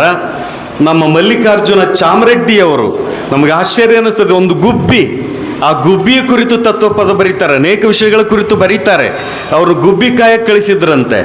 ಗುಬ್ಬಿ ಕಾಯಕ್ಕೆ ಕಳಿಸಿದಾಗ ಗುಬ್ಬಿ ಕಾಯ್ದೆ ಗುಬ್ಬಿ ಬೆಳೆ ತಿಂದು ಹೋಗಲಿ ಅಂತ ಬಿಟ್ಟರು ಅವರು. ಆ ಗುಬ್ಬಿಗಳು ಬಂದು ಇನ್ನು ಬೆಳೆ ತಿನ್ನಲಿ, ನೀರು ಕುಡಲಿ ಅಂತೇಳಿ ಅವತ್ತು ಮನುಷ್ಯರಂತೆ ಗುಬ್ಬಿಗೂ ಕೂಡುವ ತಿನ್ನುವ ಹಕ್ಕಿದೆ ಅನ್ನುವಂಥದ್ದು ನಮ್ಮ ಸಂವಿಧಾನ ಹೇಳುತ್ತಲ್ಲ. ಈ ದೇಶದಲ್ಲಿ ಯಾರಾದರೂ ಒಬ್ಬ ವ್ಯಕ್ತಿ ಹಸಿವಿನಿಂದ ಸತ್ತರೆ ನಮ್ಮನ್ನು ಆಳುವಂಥ ಸರ್ಕಾರ ಮುಖ್ಯವಾದ ಕಾರಣ ಆಗುತ್ತೆ ಅಂತ. ಅಂದರೆ ಹಸುವಿನ ಹಕ್ಕು ಕೂಡ ಜನರಿಗಿದೆ ಅಂತ. ಹಾಗೆ ಆ ಗುಬ್ಬಿ ಪ್ರಕೃತಿಯಿಂದ ಬಂದದ್ದನ್ನು ತಿನ್ನೋ ಹಕ್ಕಿದೆ ಅನ್ನುವಂಥದ್ದನ್ನು, ಆ ಸಂವಿಧಾನಾತ್ಮಕವಾಗಿರುವಂಥ ಸಮಾನತೆಯ ಹಕ್ಕನ್ನು ನಮ್ಮ ಮಲ್ಲಿಕಾರ್ಜುನ ಚಾಮರೆಡ್ಡಿ ಕೊಟ್ಟಿದ್ದು. ನಮ್ಮ ಮಾಣಿಕ್ ಪ್ರಭುರಾಜ್ ಅಂತೂ ಇಡೀ ತಮ್ಮ ತತ್ವಪದದಲ್ಲಿ ಬಸವಣ್ಣನ ನೆನೆಸದೆ ನಮ್ಮ ನಿಜಲಿಂಗ ಭದ್ರೇಶ್ವರ ಜಾತಿ ಜಂಗಮಕಿ ಬಾತ್ ಮುಸಲ್ಮಾನಕಿ ಎನ್ನುವಂಥ ಒಂದು ತತ್ವಪದ, ಬಹಳ ಪ್ರಸಿದ್ಧ ತತ್ವಪದ. ನಾವು ಮಡಿವಾಳ ಕೆಂಚಣ್ಣವರು ಸುಮಾರು 10ಕ್ಕಿಂತ ಹೆಚ್ಚು ತತ್ವಪದವನ್ನು ಬರಿತಾ ಬಸವನೇ ನನ್ನ ತಾಯಿ ತಂದೆ ಅನ್ನೋ ಮಾತನ್ನು ಅವರು ಹೇಳಿರುವಂಥದ್ದು. ಅದನ್ನು ನಮ್ಮ ವಿಜಯಶ್ರೀ ಸಬರದ ಮೇಡಮ್ ಅವರು ಒಂದು ದರಿನಾಡಿನ ತತ್ವಪದಗಳಲ್ಲಿ ಒಂದು 43 ತತ್ವಪದಗಳನ್ನು ಅದನ್ನು ಸಂಗ್ರಹ ಮಾಡ್ತಕ್ಕಂಥ ಒಂದು ಕೆಲಸವನ್ನು ಮಾಡಿದ್ದಾರೆ. ದುಮ್ಮನ ಪೂಜೆ ದುಮ್ಮನಪುರದ ಸಿದ್ಧಪ್ರಭು ಆತ ಚತುರ್ಭಾಷಾ ಪಂಡಿತನಾಗಿದ್ದ. ನೋಡ್ರಿ, ಆತನ ಸಾಹಿತ್ಯವನ್ನು ಒಬ್ಬ ವ್ಯಕ್ತಿಯೇ ಕುರಿತು ಒಂದು PhD ಅಧ್ಯಯನವನ್ನು ಕೈಗೊಳ್ಳಬಹುದು ಅನ್ನುವಂಥ ಒಂದು ಒಳಸುಳಿವನ್ನು ಡಾಕ್ಟರ್ ಬಸವರಾಜ ಸಬ್ರತ್ ಸರ್ ಅವರು ಇಲ್ಲಿ ಕೊಟ್ಟಿದ್ದಾರೆ. ನಮ್ಮ ಲೆಂಗಂಟಿ ಕರಿಬಸವೇಶ್ವರ ವಡ್ಡರನ್ನು ಕುರಿತು ಹೇಳ್ತಾನೆ, ಗುರುವಿನ ಮಹತ್ವ ಸಜ್ಜನರ ಕುರಿತು ಹೇಳ್ತಾ ಈ ವಡ್ಡರ ಮಹತ್ವವನ್ನು, ಒಂದು ಜಾತಿಯ ವೃತ್ತಿ ಎಷ್ಟು ಮಹತ್ವದ್ದು ಅಂತ ತಮ್ಮ ತತ್ವಪದದಲ್ಲಿ ಕಟ್ಟಿಕೊಟ್ಟಿದ್ದಾನೆ. ಕಲ್ಲ ಒಡಿಲಾಕ ಬಲ್ಲವ ಬೇಕೋ, ಕುಲ್ಲ ಮನುಜರಿಗೆ ಹೇಳಾದ ಸಾಕೋ, 3 ಕಲ್ಲಿಗೆ ಮನಿ ಮುಗಿಬೇಕು, ಅರಿವಿನಲ್ಲಿ ಯಾರು ರಥವಿರಬೇಕು ಅನ್ನುವಂಥ ಒಂದು ವಿಚಾರವನ್ನು ನಮ್ಮ ಕೊಹಿನೂರು ಹುಸೇನ್ ಸಾಬ, ನೋಡ್ರಿ, ಆತ ಮುಸಲ್ಮಾನನಾಗಿದ್ದರೂ ಕೂಡ ಇದೇ ನಮ್ಮ ಹಾರಕೋಡದ ಚನ್ನಬಸವ ಶಿವಯೋಗಿಗಳ ಜೊತೆಯಿಂದ ಲಿಂಗದೀಕ್ಷೆಯನ್ನು ಪಡ್ಕೊಳ್ಳೋದ್ರ ಮೂಲಕ ವೀರಶೈವ ಸಿದ್ಧಾಂತದ ಬಗ್ಗೆ ಬಹಳ ಅಥೆಂಟಿಕ್ಕಾಗಿ ಮಾತಾಡ್ತಿರ್ತಕ್ಕಂಥ ಒಬ್ಬ ತತ್ವಪದಕಾರ. ಆ ತತ್ವಪದಕಾರ ನಮ್ಮ ಹಾರಕೋಡಿನ ಮುತ್ಯನ ಬಗ್ಗೆ ಹೇಳ್ತಾನೆ. ಹಾರ್ಕೋಡ ಮುತ್ಯಾನ ಹಂತಿಲಿ ಹೋಗಿ ಚಿಂತಿಯ ಬಿಡಬೇಕು, ಸಂತೋಷದಿಂದ ಭಜನೆಯ ಮಾಡಿ ಮುಕ್ತಿಯ ಪಡಿಬೇಕು. ಹಾರ್ಕೋಡ ಮುತ್ಯಾನ ನಾಮವ ಭಕ್ತಿಯಿಂದ ನುಡಿರಿ, ಮಿಥ್ಯ ಎಂಬ ಅನಚಾರ ಹೋಗ್ತದ, ನಿತ್ಯ ಹೊತ್ತು ದುಡಿರಿ ಎನ್ನುವಂಥ ಒಂದು ಸಂದೇಶವನ್ನು ಆ ಕೊಹಿನೂರು ಹಸನ್ ಸಾಬ ಕೊಡ್ತಾನೆ. ಮಂಕಾಲ ಹನುಮಂತಪ್ಪನಂಥವರು, ಯಾರು ನಿನ್ನವರೆಂದು ನಂಬಿದಿ ಹೇಳು ಮನವೇ, ಕಡೆಗೆ ನಿನ್ನನ್ನು ಬಿಡುವರೆಲ್ಲ ಸ್ವಾರ್ಥದ ಜನದ ಆಟ ಅನ್ನುವಂಥ ವಿಚಾರವನ್ನು, ಹುಡುಗಿಯ ಗುರುಪಾದಪ್ಪ ಆತ ಇಡೀ ತನ್ನ ಮನೆಯನ್ನೇ ಒಂದು ಸತ್ಸಂಗವನ್ನಾಗಿ ಮಾಡಿದ್ದ ಅನ್ನುವಂಥದ್ದು. ನಮ್ಮ ಭೂತಾಳೆ ಶೀಲಪ್ಪನವರು ಅಂತರ್ಜಾತಿ ವಿವಾಹವನ್ನು ಮಾಡೋದ್ರ ಮೂಲಕ ಇವತ್ತೇನು ನಮಗೆ ಅನ್ನ ಕೊಡ್ತಕ್ಕಂಥ ಅನ್ನದಾತನ ಕುರಿತು ಅವರು ತತ್ವಪದಗಳನ್ನು ಬರೆದರು. ಹಳ್ಳಿಗಳು ಕುಡುಕರ ಕೇಂದ್ರ ಆಗಿವೆ, ಇಲ್ಲಿ ಹೋರಾಟದ ಸ್ಮರಣೆ ಇಲ್ಲ ಅನ್ನುವಂಥ ವಿಚಾರಗಳನ್ನು ತಮ್ಮ ತತ್ವಪದದಲ್ಲಿ ಬರೆದಿರುವಂಥದ್ದು. ನಮ್ಮ ಜಯದೇವಿ ತಾಯಿ ಲಿಗಾಡೆಯವರು ಸೊಲ್ಲಾಪುರದವರಾದರೂ ಅವರು ಈ ಭಾಗಕ್ಕೆ ಬಂದು ಎಷ್ಟು ಕೆಲಸವನ್ನು ಮಾಡಿದ್ದಾರೆ. ಮೀನಾಕ್ಷಿ ಬಾಳೆಯವರು ಅವರ ಏನು ತತ್ವಪದಗಳನ್ನು ಸಂಗ್ರಹ ಮಾಡಿದ್ದಾರೆ. ಇವತ್ತು ಅವ್ರು ಹೇಳ್ತಾರೆ, ತಿರುಗಿದರೇನು ಫಲ ಅನ್ನುವಂಥ ಒಂದು ತತ್ವಪದದಲ್ಲಿ, ಅಟ್ಟ ಅಡವಿಯಳು ಬಟ್ಟೆಯ ಕಾಣದೆ ಮಠ ತಿರುಗಿದರೇನು ಫಲ, ದಿಟ್ಟಿ ಶಿವನೊಳು ನೆಟ್ಟನೆ ನಿಲ್ಲಿಸದೆ ಕೆಟ್ಟು ಹೋದರೇನು ಫಲ. ಮಹಿಳೆಯರ ಕುರಿತು ಹೇಳ್ತಾರೆ, ತಾಯಿಗರಳು ಹೇಗಿದೆ ಅಂತನ್ನೋದನ್ನು, ಅಳುತ್ತಿದೆ ಕಂದ ಅಳುವಿಯ, ನಿನ್ನ ಹಿಂದಿನ ಜನ್ಮದ ಕೊಳೆ ತೊಳೆಯದೆಂದು ಕಾಲ ಕಳೆಯದಿರು ಬಂದೇವವ್ವ ತವರಿಗೆ ಅನ್ನುವಂಥ ಸಂಗತಿಯಾಗಿರಲಿ. ಶರಣರ ಕುರಿತು ಎಲ್ಲಿಹರು ಶರಣರು, ಬಲ್ಲವರು ಬಲ್ಲಿರುವರು. ಸಿದ್ದರಾಮನ ಕುರಿತು ಬರೀತಾರೆ, ಬಸವಣ್ಣನ ಕುರಿತು ಬರೀತಾರೆ. ಈ ನೆಲದ ಅನೇಕ ವಿಚಾರಗಳ ಕುರಿತು ಲಿಗಾಡೆ ತಾಯಿಯವರು ಬರೀತಾ ಹೋಗ್ತಾರೆ. ಹಾಗೆ ಇಲ್ಲಿ ಈ 4ನೇ ಅಧ್ಯಾಯದಲ್ಲಿ ಸುಮಾರು 44 ಜನ ತತ್ವಪದಕಾರರನ್ನು ನಮ್ಮ ಸಬ್ರತ್ ಸರ್ ಅವರು ಇಲ್ಲಿ ಕಟ್ಟಿಕೊಟ್ಟಿದ್ದಾರೆ. ನಮ್ಮ ಲಾಡ್ಮನ್ ಶಾ ಮರಾಠಿ ಉರ್ದು ಬಂದಿತ್ತು, ಆತ ಜೀವಂತ ಸಮಾಧಿಯಾದ ಅನ್ನುವಂಥದ್ದು. ಇವತ್ತಿಗೂ ಆ ವ್ಯಕ್ತಿಯ ಹೆಸರಲ್ಲಿ ಒಂದು ದರ್ಗಾ ಸ್ಥಾಪನೆ ಆಗಿರುವಂಥ ಇದೆಲ್ಲ ಚರಿತ್ರೆ. ನಮಗೆ ಇಂಥ ಚರಿತ್ರೆಯ ಅಂಶಗಳು ಕೂಡ ಈ ಕೃತಿಯಲ್ಲಿವೆ. ನಮ್ಮ ಕೊಹಿನೂರು ಭದ್ರಪ್ಪ ಪಾಟೀಲರು ಹಿಂದೂ ಮುಸ್ಲಿಂ ಭಾವೈಕ್ಯತೆ ಬಗ್ಗೆ ಹೇಳಿದರೆ, ಜಹೂರ್ ಆಲೀಶ್ ಫಕೀರ್ ಅವರು ತತ್ವಪದಗಳಿಗೆ ಮಹಾಲಿಂಗ ಅಂತ ಅಂಕಿತ ನಾಮವನ್ನು ಇಟ್ಟಿರುವಂಥ ಸಂಗತಿಯಾಗಿರಲಿ, ಸಂತರಾಮ ಮಹಾರಾಜರು ಮೊಟ್ಟ ಮೊದಲನೇ ಜಿಲ್ಲೆಯ ದಲಿತ ತತ್ವಪದಕಾರ, ಆತ ಮನೆಯ ಭಾಷೆ ಮರಾಠಿ ಆದರೂ ಕೂಡ ಕನ್ನಡವನ್ನು ಕಟ್ತಕ್ಕಂಥ ಒಂದು ಕೆಲಸವನ್ನು ಶೇಖ್ ಮೊಹಮ್ಮದ್ ಶಿಲಾರ್ ಸಾಬ್, ನೋಡಿ ರಜಾಕರ್ ಹಾವಳಿಯನ್ನು ಎಷ್ಟು ಚೆನ್ನಾಗಿ ಆತ ಚಿತ್ರಿಸ್ತಾನೆ ಅಂದರೆ, ಕಾಸಿಮ ರಜ್ವಿ ಇದ್ದ ಪ್ರಧಾನ, ಪತ್ರದಾಗ ಉತ್ತರ ಬರದಾನ, ಏಸ್ ಹೆಣ ಬಿದ್ರು ಬೀಳಲಣ್ಣ, ಆ ಹುದ್ದೆಕ್ಕೆ ಬರ್ತೀನಿ ದಿಲ್ಲಿ ತನ, ಲಾಲ್ ಕಿಲ್ಲಕ್ಕೂ ಜಂಡ ಹಚ್ತೀನಿ ಅನ್ನುವಂಥ ಈ ತತ್ವಪದ ಏನಿದೆಯಲ್ಲ, ಆ ರಜಾಕಾರನ ಮನೋಸ್ಥಿತಿ ಹೇಗಿತ್ತು ಅಂತನ್ನೋದನ್ನು ನಮಗೆ ಚಿತ್ರಿಸ್ತದೆ. ಮಸ್ತ ಅಲಿ ಶಾ ಖಾದ್ರಿ ವೀರಶೈವನಾಗಿ ಲಿಂಗದೀಕ್ಷೆಯನ್ನು ಪಡ್ಕೊಂಡು ಶಿಷ್ಯರಿಗೆ ಲಿಂಗದೀಕ್ಷೆಯನ್ನು ಕೊಟ್ಟಂಥ ಒಂದು ವಿಚಾರ. ಗುಂಡಪ್ಪ ಹರಿಜನ್ ಅಂತವರು ಅನಕ್ಷರಸ್ಥರಾಗಿದ್ದ, ತನ್ನ ಗೆಳೆಯರೊಂದಿಗೆ ಗಾಂಟಿ ಶಾಲೆಯಲ್ಲಿ ಆತ ವಿದ್ಯೆ ಕಲಿತು ಆ ವ್ಯಕ್ತಿ ಅವತ್ತು ತತ್ವಪದಗಳನ್ನು ಬರೆದ ಅಂತನ್ನೋದು. ಹುಲಸೂರಿನ ಕಾಡಾದಿ ಗೌರಮ್ಮ ಜಾತಿ ಅಪಾಯಕಾರಿ ಅಂತ ಹೇಳ್ತಾಳೆ ಒಬ್ಬ ಮಹಿಳೆ.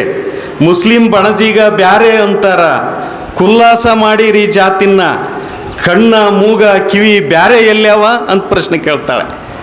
ನಾವು ಜಾತಿ ಮಾಡ್ತೀವಲ್ಲ, ನಮ್ಮೆಲ್ಲರಿಗೆ ಕಣ್ಣು ಕಿವಿ ಮೂಗು ಬ್ಯಾರೆ ಅದೇವನು ಅಂತ ಪ್ರಶ್ನೆ ಕೇಳುವಂಥದ್ದು.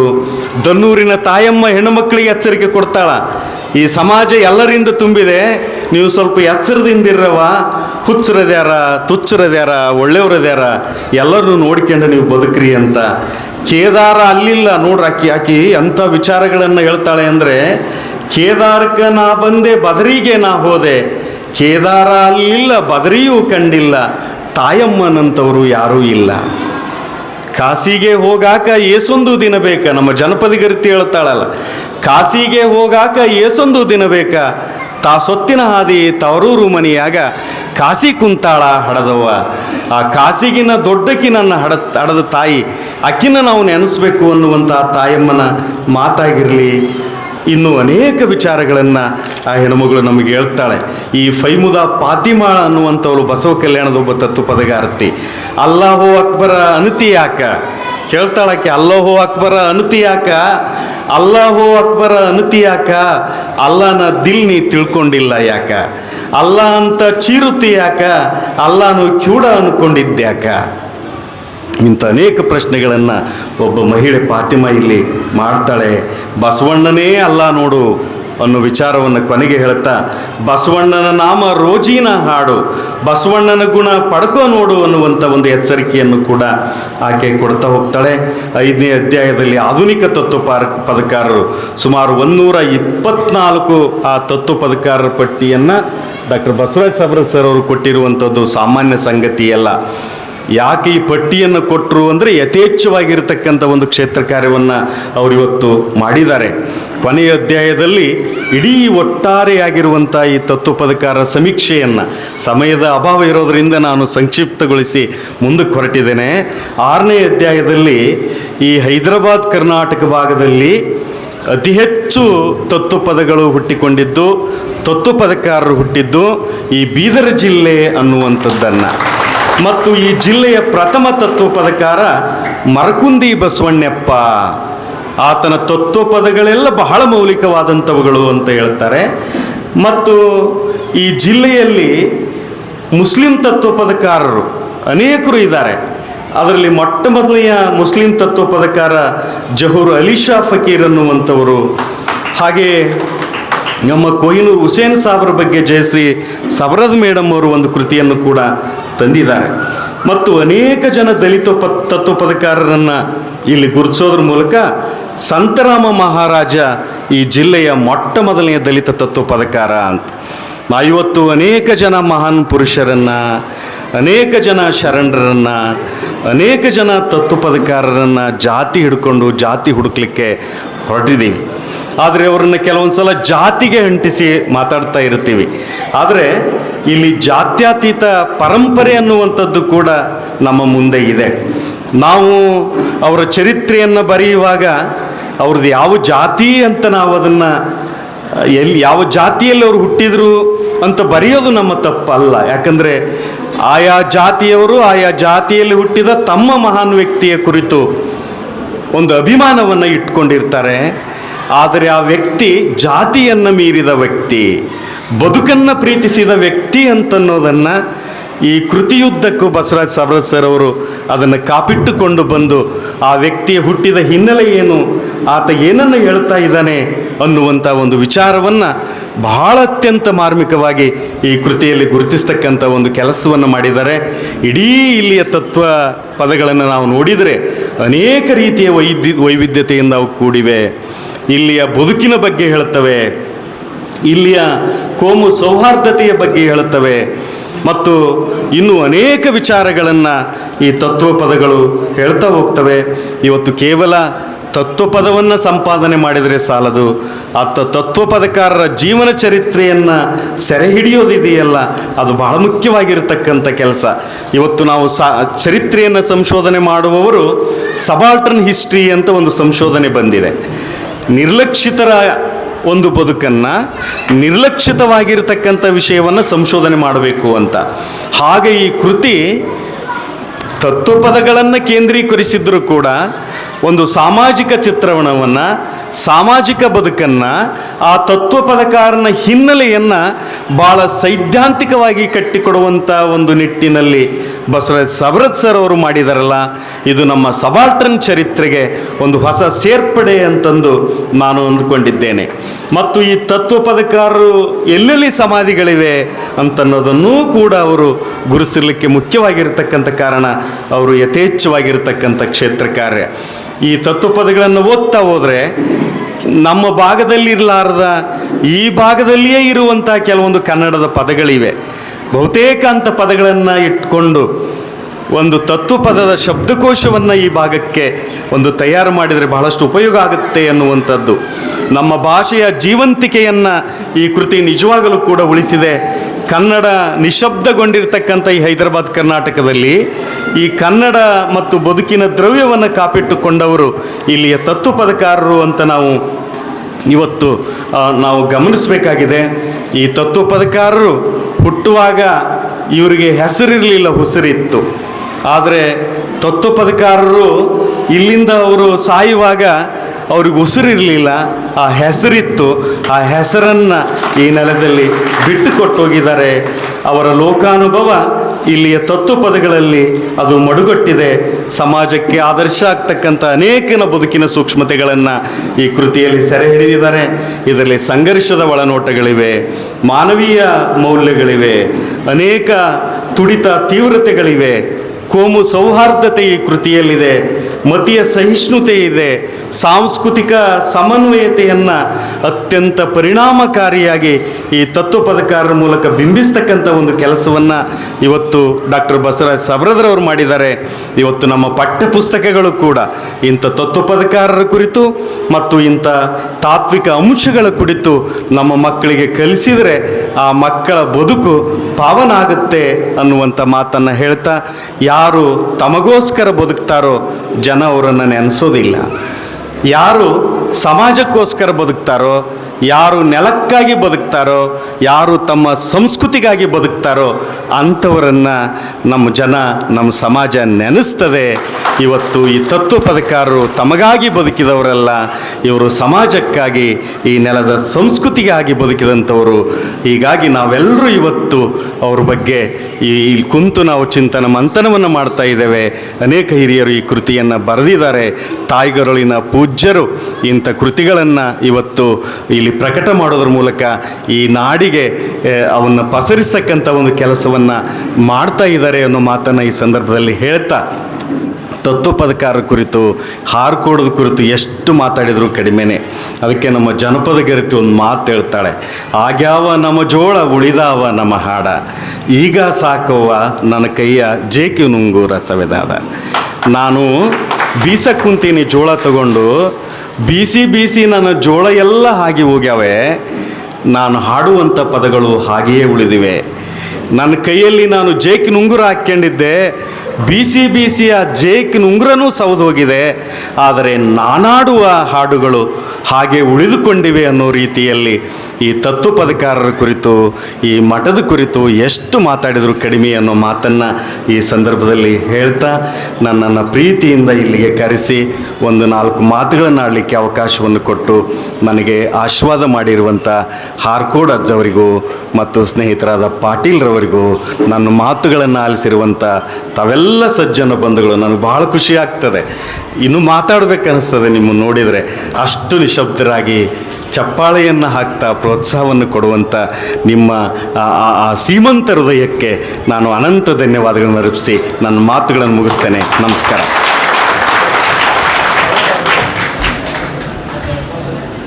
ಬೀದರ್ ಜಿಲ್ಲೆಯ ತತ್ವಪದಕಾರರ ಕೃತಿ ಕುರಿತು ಅತ್ಯಂತ ಕಡಿಮೆ ಸಮಯದಲ್ಲಿ ಸಮಗ್ರವಾಗಿ ಪ್ರೊಫೆಸರ್ ಡಾಕ್ಟರ್ ಅಮರೇಶ್ ಅತ್ಗಲ್ ಸರ್ ಅವರು ಪರಿಚಯ ಮಾಡಿಕೊಟ್ಟಿದ್ದಾರೆ.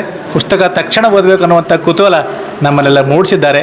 ಹಾರ್ಕೊಂಡ ಮಠ ಕನ್ನಡದ ಮಠ ಅಷ್ಟೇ ಅಲ್ಲ, ಅದು ಪುಸ್ತಕದ ಕಾಶಿ ಅಂತ ಹೇಳಿದ್ದಾರೆ. ಅವರಿಗೆ ಅನಂತ ಕೃತಜ್ಞತೆಗಳು, ವಂದನೆಗಳು. ಇದೀಗ ಈ ಕಾರ್ಯಕ್ರಮದಲ್ಲಿ ಬೀದರ್ ಜಿಲ್ಲೆಯ ತತ್ವಪದಕಾರರು ಮತ್ತು ತತ್ವಪದ ಸಾಹಿತ್ಯ ಮೀಮಾಂಸೆ ಎನ್ನುವ ಕೃತಿಗಳನ್ನು ಬರೆದಿರುವಂಥ ಡಾಕ್ಟರ್ ಬಸವರಾಜ ಸಬ್ರ ಸರ್ ಅವರು ಈ ಕಾರ್ಯಕ್ರಮದ ಕುರಿತು ಒಂದೆರಡು ಮಾತುಗಳನ್ನು ಹೇಳಬೇಕಂತ ಅವರಲ್ಲಿ ವಿನಂತಿ ಮಾಡ್ಕೋತೇವೆ. ಡಾಕ್ಟರ್ ಚನ್ನವೀರ ಶಿವಾಚಾರ್ಯ ಸ್ವಾಮೀಜಿಯವರಿಗೆ ನಮಸ್ಕರಿಸಿ, ಕನ್ನಡ ವಿಶ್ವವಿದ್ಯಾಲಯದ ಮಾನ್ಯ ಕುಲಪತಿಗಳಾಗಿರುವಂಥ ಡಾಕ್ಟರ್ ಪರಮಶಿವಮೂರ್ತಿಯವರೇ, ಪ್ರೊಫೆಸರ್ ಎತ್ಗಲ್ ಅವರೇ, ಹಾಗೂ ಇಲ್ಲಿ ನಡೆದಿರ್ತಕ್ಕಂಥ ವೇದಿಕೆ ಮೇಲೆ ಇರ್ತಕ್ಕಂಥ ಅನೇಕ ಹಿರಿಯರೇ ಹಾಗೂ ಎದುರುಗಡೆ ಇರ್ತಕ್ಕಂಥ ನನ್ನ ಬಂಧುಗಳೇ, ನಾನೀಗ ತತ್ವಪದ ಸಾಹಿತ್ಯದ ಬಗ್ಗೆ ಮಾತಾಡೋದಿಲ್ಲ. ಯಾಕಂದ್ರೆ ಕನ್ನಡ ವಿಶ್ವವಿದ್ಯಾಲಯವೇ ಈ ಮಟ್ಟಕ್ಕೆ ಬಂದಿದೆ.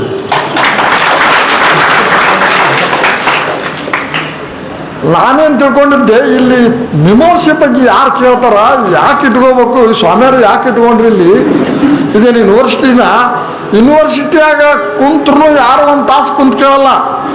ಮೀಮಾಂಸೆ, ಛಂದಸ್ಸು, ಶಾಸನ, ಅಲಂಕಾರ ಅಂದ್ರೆ ಒಬ್ರು ಹೋಗಿ ಖಾಲಿ ಆಗ್ಬಿಡ್ತಾರೆ. ಆದ್ರೆ ಮೀಮಾಂಸೆ ಬಗ್ಗೆ 10 11 ಹಿಡಿದು ಇಲ್ಲಿವರೆಗೆ ಹೊಡಿಲಾಕತ್ತಾರೆ, ಇವ್ರು ಇಲ್ಲಿವರೆಗೆ ಕೇಳಕತ್ತಾರ ಅಂದ್ರೆ ನನಗೆ ಆಶ್ಚರ್ಯ ಆಗ್ಬಿಡ್ತಾನೆ. ಅಲ್ರಿ, ಕತೆ ಕೇಳ್ತಾರ, ನಾಟಕ ನೋಡ್ತಾರ, ಹಾಡ ಕೇಳ್ತಾರ, ಮೀಮಾಂಸೆ ಬಗ್ಗೆ ಕೇಳ್ತಾರಂದ್ರೆ ಇವರು ವಿಶ್ವವಿದ್ಯಾಲಯಕ್ಕಿಂತ ದೊಡ್ಡವರು ಅಂತ ನನಗೆ ಅನಿಸ್ತದೆ. ಭಾಳ ಸಂತೋಷ ಆಯ್ತು ನನಗಂತೂ. ನಾನು ನನ್ನ ಪುಸ್ತಕದ ಬಗ್ಗೆ ಏನೂ ಮಾತಾಡಲ್ಲ, ಎಲ್ಲ ಹೇಳ್ಬಿಟ್ಟಿದ್ದಾರೆ. ಮಾನ್ಯ ಕುಲಪತಿಗಳು ಇವತ್ತು ಭಾಳ ಮಹತ್ವದ ಮಾತುಗಳನ್ನು ಹೇಳ್ಯಾರ. ಅವು ಏನಾರ ಯಾವ್ದಾರ ಯೂನಿವರ್ಸಿಟಿ ಒಳಗೆ ಅವ್ರು ಮಾತಾಡಿದ್ರಂದ್ರೆ ಇವತ್ತು ಅವು ದೊಡ್ಡ ಚಾರಿತ್ರಿಕವಾದಂಥ ಒಂದು ವಿಮರ್ಶೆ ಅದು. ನಮ್ಮ ಗೆಳೆಯರು ಕೂಡ ಭಾಳ ಆಳವಾಗಿ ವಿಚಾರ ಮಾಡಿ ಆ ತತ್ವಪದಗಳ ಬಗ್ಗೆ ಮಾತಾಡಿದ್ದಾರೆ. ನನಗೆ ಅನಿಸ್ತದ, ಬೀದರ್ ಜಿಲ್ಲೆಯ ತತ್ವಪದಕಾರರನ್ನು ಪ್ರಿಂಟ್ ಮಾಡಲಿಕ್ಕೆ ಎಲ್ಲಿ ಮಾಡಬೇಕು ಅಂತ ನಾನು ನಮ್ಮ ಗೌಸಿದ್ದಪ್ಪ ಪಾಟ್ಲಿಗೆ ಹೇಳಿದೆ. ಗೌಸಿದ್ದಪ್ಪ ಪಾಟ್ಲಿ ಯಾರಂತ ತಿಳ್ಕೊಂಡ್ರಿ ಗೊತ್ತ ನೀವು? ಇಲ್ಲಿವರೆಗೆ ಏನೋ ನನ್ನ ಗುರುಗಳು ಅಂದ. ಗೌಸಿದ್ದಪ್ಪ ಪಾಟ್ಲ ನನ್ನ ಗುರು, ನಾನು ಶಿಷ್ಯ. ನಮ್ಮ ಶರಣಬಸವೇಶ್ವರ ಗುರು ಶಿಷ್ಯರ ಸಂಬಂಧ ಸಮಾನದ. ಗುರುವಿನ ಗುಲಾಮನಾಗುವ ತನಕ ದೊರೆಯದಣ್ಣ ಮುಕುತಿ ಅಂತ ಭಾಳ ಸಂಪ್ರದಾಯವಾದಿಗಳು ಹೇಳ್ತಾರ. ಶರಣಬಸಪ್ಪ ಹೇಳ್ತಾನ, ಗುರುವಿನ ಸಮಾನನಾಗುವ ತನಕ ದೊರೆಯದಣ್ಣ ಶಾಂತಿ. ಗುರು ಶಿಷ್ಯ ಸಂಬಂಧ ನಮ್ಮಲ್ಲಿ ಹೆಂಗದ, ವೀರಶೈವ ಲಿಂಗಾಯತರಲ್ಲಂದ ಅವರಿಬ್ಬರು ಸಮಾನ. ಅದಕ್ಕೆ ಅವು 2 ಮೂರ್ತಿ ಸಮಾನದವ, ಒಂದು ಕೆಳಗ ಒಂದು ಮ್ಯಾಲಿಲ್ಲ. ಶರಣಬಸವೇಶ್ವರ ಜಾತ್ರೆಗೆ ಹೋಗಿ ನೋಡಿರಲ್ಲ ನೀವು, ಮನೆಯಾಗ ಮೂರ್ತಿ ಪೂಜೆ ಮಾಡ್ತಾರಲ್ಲ, 2 ಸಮಾನದವ. ನಾವು ಯಾವುದೋ ಒಂದು ಕಾಲಕ್ಕೆ ಗುರುವಾಗಿದ್ವಿ, ಈಗ ಅವರು ಗುರುವಿನಿಗಿಂತೂ ಎತ್ತರ ಬೆಳೆದಾರ. ಜಯದೇವಿ ಗಾಯಕವಾಡ ಆಗಿರ್ಬೋದು, ನಮ್ಮ ಗೌಸಿದ್ದಪ್ಪ ಪಾಟೀಲ್ ಆಗಿರ್ಬೋದು, ನಮ್ಮ ಹಿರೇಮಠ ಇಲ್ಲೇದಾರಲ್ಲ ಮಲ್ಲಿನಾಥ, ಹಿಂಗೆ ಬರ್ತದ. ಹಂಗ್ಯಾಕೆ ಬರ್ತೀವಿ? ಹಿರೇಮಠ ನೆಟ್ಟು ನಿಲ್ಲ ಅಂತಿದ್ದ ನಾನು. ನಮ್ಮ ಶಿಷ್ಯ ಇವತ್ತು ಗುರು, ದೊಡ್ಡ ಗುರು. ಎಲ್ಲಿವರೆಗೆ ನಾವು ಸತ್ಯವನ್ನು ತಿಳ್ಕೊಳ್ಳಂಗಿಲ್ಲ ಅಲ್ಲಿವರೆಗೂ ನಾವು ಕತ್ತಲ್ದಾಗಿರ್ತೀವಿ. ನಾವೇನು ತಿಳ್ಕೊಂಡು ನೋಡಿ ನಾನು ಗುರು. ಅರೇ ನೀನು ಯಾವ ಗುರುನೋ, ನಿನಗಿಂತ ದೊಡ್ಡ ಶಿಷ್ಯರು ಗುರು ಆಗಿಬಿಟ್ಟಾರೆ ಇವತ್ತು. ಆ ಸತ್ಯ ತಿಳಿಬೇಕು ನೀನು. ನನ್ನ ಮಗ ನನ್ನ ಮಾತು ಕೇಳಬೇಕು. ನಾನು ಅವ್ರ ಅಪ್ಪ. ನಿನ್ನ ಚಪ್ಪಲಿ ಸೈಜು ಅವನ ಚಪ್ಪಲಿ ಸೈಜು ಒಂದೇ ಆತಂದ್ರೆ ಸ್ನೇಹಿತರಾಗಿ ನೋಡ್ಕೋ. ಅವ ನಿನ್ನ ಮಗ ಅಲ್ಲ, ನಿನ್ನ ಸ್ನೇಹಿತ. ಸೈಜ್ ನಂಬರ್ 1 ಅದ. ಇದನ್ನ ಯಾರು ನಾವು ತಿಳ್ಕೊಳಂಗಿಲ್ಲ. ನನ್ನ ಮಗ ನನ್ನ ಮಾತು ಕೇಳಂಗಿಲ್ರಿ ಅವ. ನಾನು ಹುಟ್ಟಿಸೀನಿ ಅಲ್ಲೇ ನೀವು ಹುಟ್ಟಿಸಿರ್ಬೇಕು. ಅವ ಬೆಳೆದಾನವ, ನೀವು ಹುಟ್ಟಿಸಿದಿ ಮ್ಯಾಲದನ್ನ ದೇವ್ರು ಹುಟ್ಟಿಸವ ನೀ ನೆಪ. ಇದನ್ನು ನಮಗೆ ಶರಣರು ಕಲಿಸಿದ್ರು. ಈ ಶರಣ ತತ್ವವೇ ಇಲ್ಲೆಲ್ಲ ಪಸರಿಸಿದ, ಅದರಲ್ಲಿಂದ ನೀವು ಇಲ್ಲಿ ಎದಿರಿ, ಅದಕ್ಕೆ ಪೂಜ್ಯರ ಕಾರಣರಾಗ. ಅದಕ್ಕೆ ನಾನು ಈಗ ತತ್ವಪದದ ಬಗ್ಗೆ ಮಾತಾಡೋಕೆ ಹೋಗಲ್ಲ. ಯಾಕಂದ್ರೆ ಇಲ್ಲಿವರೆಗೆ ಕೇಳಿರಿ 2 ತಾಸು ಮತ್ತೆ ಬೋರ್ ಮಾಡಂಗಿಲ್ಲ ನಾನು. ಯಾಕಂತಂದ್ರೆ ಒಂದು ವಿಷಯ ನೀವು ಹಗಲಲ್ಲ 3 ತಾಸು ಕೇಳಿದ್ವಿ ಅಂತಂದ್ರೆ ವಾಕ್ಯಕ್ಕೆ ಬರ್ತದೆ. ಹೋಳಿಗೆ ಎಷ್ಟು ತಿಂತೀರಿ? 2 ತಿಂತೀರಿ, 3 ತಿಂತೀರಿ, 4 ತಿಂತೀರಿ. ಹೋಗ್ಲಪ್ಪ ಮಾವಿನ ಶಿಕರಣಿ ಅದಂತ 5 ತಿಂದ್ರಿ, 6ನೇ ತಿನ್ನೋದಾಗ ವಾಂಕಂತ.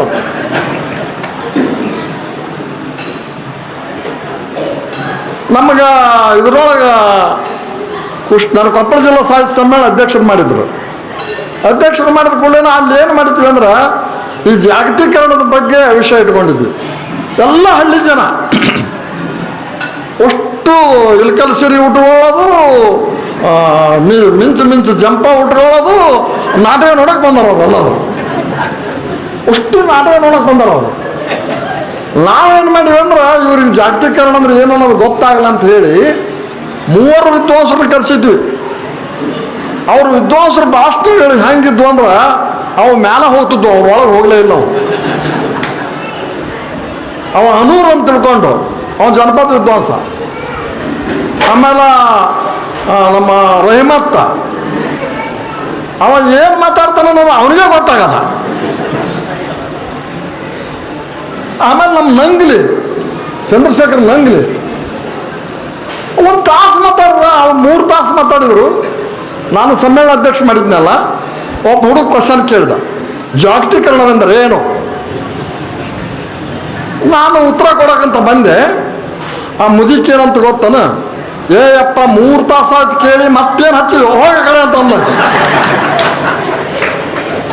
ಹಂಗಲ್ಲವ, ಮತ್ತು ನಾನು ಅವ ಪ್ರಶ್ನೆ ಕೇಳೋಣ, ನಾನು ಅದಕ್ಕೆ ಉತ್ತರ ಹೇಳ್ಬೇಕಲ್ಲ ಅಂತ ಅಂದ. ನಾನು ಏನು ಪ್ರಶ್ನೆ ಕೇಳ್ತಾನೆ, ಏನು ಉತ್ತರ ಹೇಳ್ತದೆ? ಮುಂಜಾನಿಂದ ಬರೀ ಜಾಗತೀಕರಣ. ಏನದ ಜಾಗತೀಕರಣ? ಉಣ್ಣೋದಲ್ಲ, ತಿನ್ನೋದಲ್ಲ, ಒಂದು ಹಾಡರ ಹಾಡಲಿಲ್ಲ, ಒಂದು ಡ್ಯಾನ್ಸರ ಮಾಡಲಿಲ್ಲ, ಒಂದು ಪದನಾರ ಹೇಳಲಿಲ್ಲ. ಏನಚ್ಚಿ ಕೂಳಂದ್ಲು. ಹಂಗಲ್ಲವ, ನನಗೆ ಸಮ್ಮೇಳನಾಧ್ಯಕ್ಷ ಮಾಡ್ಯಾನವ ಶೇಖರಗೌಡ ಪಾಟೀಲ, ಮತ್ತು ಸಮ್ಮೇಳನಾಧ್ಯಕ್ಷ ಮಾಡ್ಯಾನಂದ ಮತ್ತು ಅದು ಹೇಳ್ಬೇಕಲ್ಲ ಅಂತಂದ. ನೋಡಪ್ಪ, ನಮಗೆ ಟೈಮ್ ಆಗ್ಯದ, ಮುಂಜಾನಿಂದ ಕುಂತ್ಕೊಂಡು ಸಾಕಾಗೋದ. ಹೇಳೋದಿದ್ರೆ 1 ಸೆಕೆಂಡ್ನಾಗ ಹೇಳೋದ್ಲು. ಅಲ್ಲ 3 ತಾಸು ಹೇಳ್ಯಾರ ಅವರು, ನಿನಗೆ ಅದು ತಿಳಿದಿಲ್ಲ, ನಾನು 1 ಸೆಕೆಂಡ್ನಾಗ ಹೆಂಗೆ ಹೇಳಿ ಅಲ್ಲ. ನಿನಗೆ ಯಾವ ಸಮ್ಮೇಳನಾಧ್ಯಕ್ಷ ಮಾಡಿದವ? ಅವ ಶೇಖರಗೌಡ ಅಲ್ಲೇ ಕುಂತಾನವ.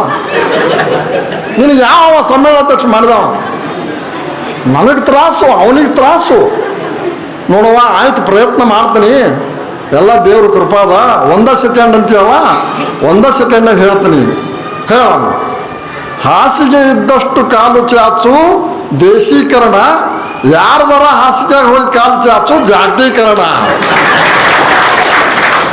ಬಪ್ಪರೆ ಮಗನ ಅದನ್ನೇ ಮಾತಾಡಲ್ಲ, ಬಪ್ಪರೆ ಮಗನ ಅದೇ ಮಾತಾಡಲ್ಲ. ನಮ್ಮ ಜನ ಹಂಗದಾರ್ರಿ, ಅವ್ರು ದಡ್ರಲ್ಲ, ಅವರಲ್ಲಿ ಡಿಗ್ರಿ ಬೇಕಾಗಿಲ್ಲ.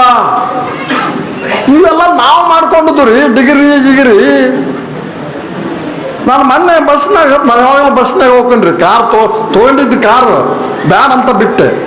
ಯಾಕಂದ್ರೆ ನಮ್ಮ ರೈತರು ಎಲ್ಲಿವರೆಗೂ ಕಾರ್ ಹತ್ತಂಗಿಲ್ಲ, ನಾನು ಅಲ್ಲಿವರೆಗೆ ಕಾರ್ ಹತ್ತು ಮಾಡೋಂತ ಬಂದಿದ್ದೀನಿ. ಭಾಳ ಮಂದಿ ಯಾಕೆ ಕಾರ್ ಹತ್ತಂಗಿಲ್ಲ ಅಂದ್ರೆ ಇವನ ಹತ್ರ ರೊಕ್ಕಿಲ್ಲ ಅಂತಾವ. ಇವನ ಹತ್ರ ಕಾರ್ ಇಲ್ಲ, ಅದಕ್ಕೆ 2,80,000 ಪಗಾರ ಇತ್ತಂದು ಪ್ರೊಫೆಸರ್ ಇದ್ದಾಗ. ಇವತ್ತಿಗೂ ನಾನು ಒಂದು ಮನೆ ಇಲ್ಲ, ನನಗೆ ಮಕ್ಕಳ ಮನೆಯಾಗ ಹೋಗಿದ್ದೀನಿ, ಒಂದು ಕಾರ್ ಇಲ್ಲ. ಸಿಟಿ ಬಸ್ ಹಿಂದೆ ಹತ್ತೀನಿ, ಮುಂದೆ ಇಳಿತೀನಿ. 20 ಲಕ್ಷದ ಬಸ್ ಅದು, ಇದು 4 ಲಕ್ಷದ ಕಾರು. ಹಿಂದೆ ಹತ್ತಿ ಮುಂದೆ ಹಿಡಿದ್ರೆ ಪೆಟ್ರೋಲ್ ಚಿಂತಿಲ್ಲ, ಡ್ರೈವರ್ನ ಚಿಂತಿಲ್ಲ, ಕಂಡಕ್ಟರ್ ಚಿಂತಿಲ್ಲ, ಕೆಟ್ಟದ್ದು ಚಿಂತಿಲ್ಲ, ಆಕ್ಸಿಡೆಂಟ್ ಚಿಂತಿಲ್ಲ. ಹಿಂದೆ ಹತ್ತಿ ಮುಂದೆ ಎತ್ಕೊಂಡು ನಿದ್ದೆ ಹೊಡ್ಕೋತ ಬಂಧುಗಳೇ. ಈ ಮಾತುಗಳನ್ನು ಯಾಕೆ ಹೇಳ್ತೀನಂದ್ರೆ, ಆಧ್ಯಾತ್ಮ ಅನ್ನೋದು ಒಬ್ಬ ಸಾಮಾನ್ಯ ಮನುಷ್ಯನ ಕೈಯಾಗ ಸಿಕ್ಕಾಗ ಅದು ಅನುಭವ ಆಗ್ತದ. ಅನುಭವ ಅನ್ನೋದು ಮ್ಯಾಲಿಂದ ಬಿದ್ದಿಲ್ಲ, ಅನುಭವ ಅನ್ನೋದು ಕೆಳಗಿನಿಂದ ಹೊರಟದ. ಅದಕ್ಕೆ ಬಸವಣ್ಣ ಹೇಳ್ತಾನ, ಕೈ ಕೆಸರಾದರೆ ಬಾಯಿ ಮೊಸರು, ಸರ್ವಜ್ಞನನ್ನ ಹೇಳ್ತಾನ, ಕೀಳಿಂಗಲ್ಲದೆ ಹೇಯನ್ನು ಕರೆಯೋದು. ನೀನು ಹೋಗಿ ಅಪ್ಪವ್ರಲ್ಲಿ 14 ಆಕಳ ಕಟ್ಟ್ಯಾರ, ಅದ್ರ ಕೆಸರನ್ನೇ ಹೋಗಿ ಅದ್ರ ಕೆಳಗೆ ದಗ್ಗಿ ಹಿಂಗ ಹಿಡಿದ್ರೆ ಹಾಲು ಬರ್ತವೆ.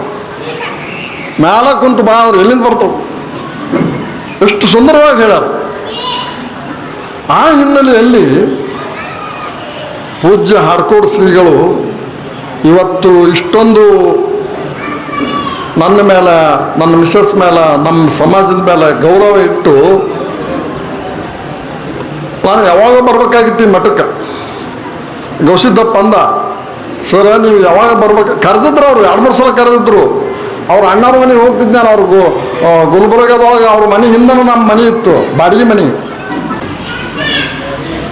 ನಮ್ಮ ಒಂದು ಗೊತ್ತಿಲ್ಲ, ಗುರಿ ಇಲ್ರಿ. ಓದ್ದೇವರಲ್ಲ, ನಮ್ಮ ಅಪ್ಪ ಓದ್ದೇವಲ್ಲ, ನಮ್ಮ ಅಜ್ಜ ಓದ್ದೇವಲ್ಲ, ನಮ್ಮ ಅವ್ವ ಓದ್ದೇವಲ್ಲ.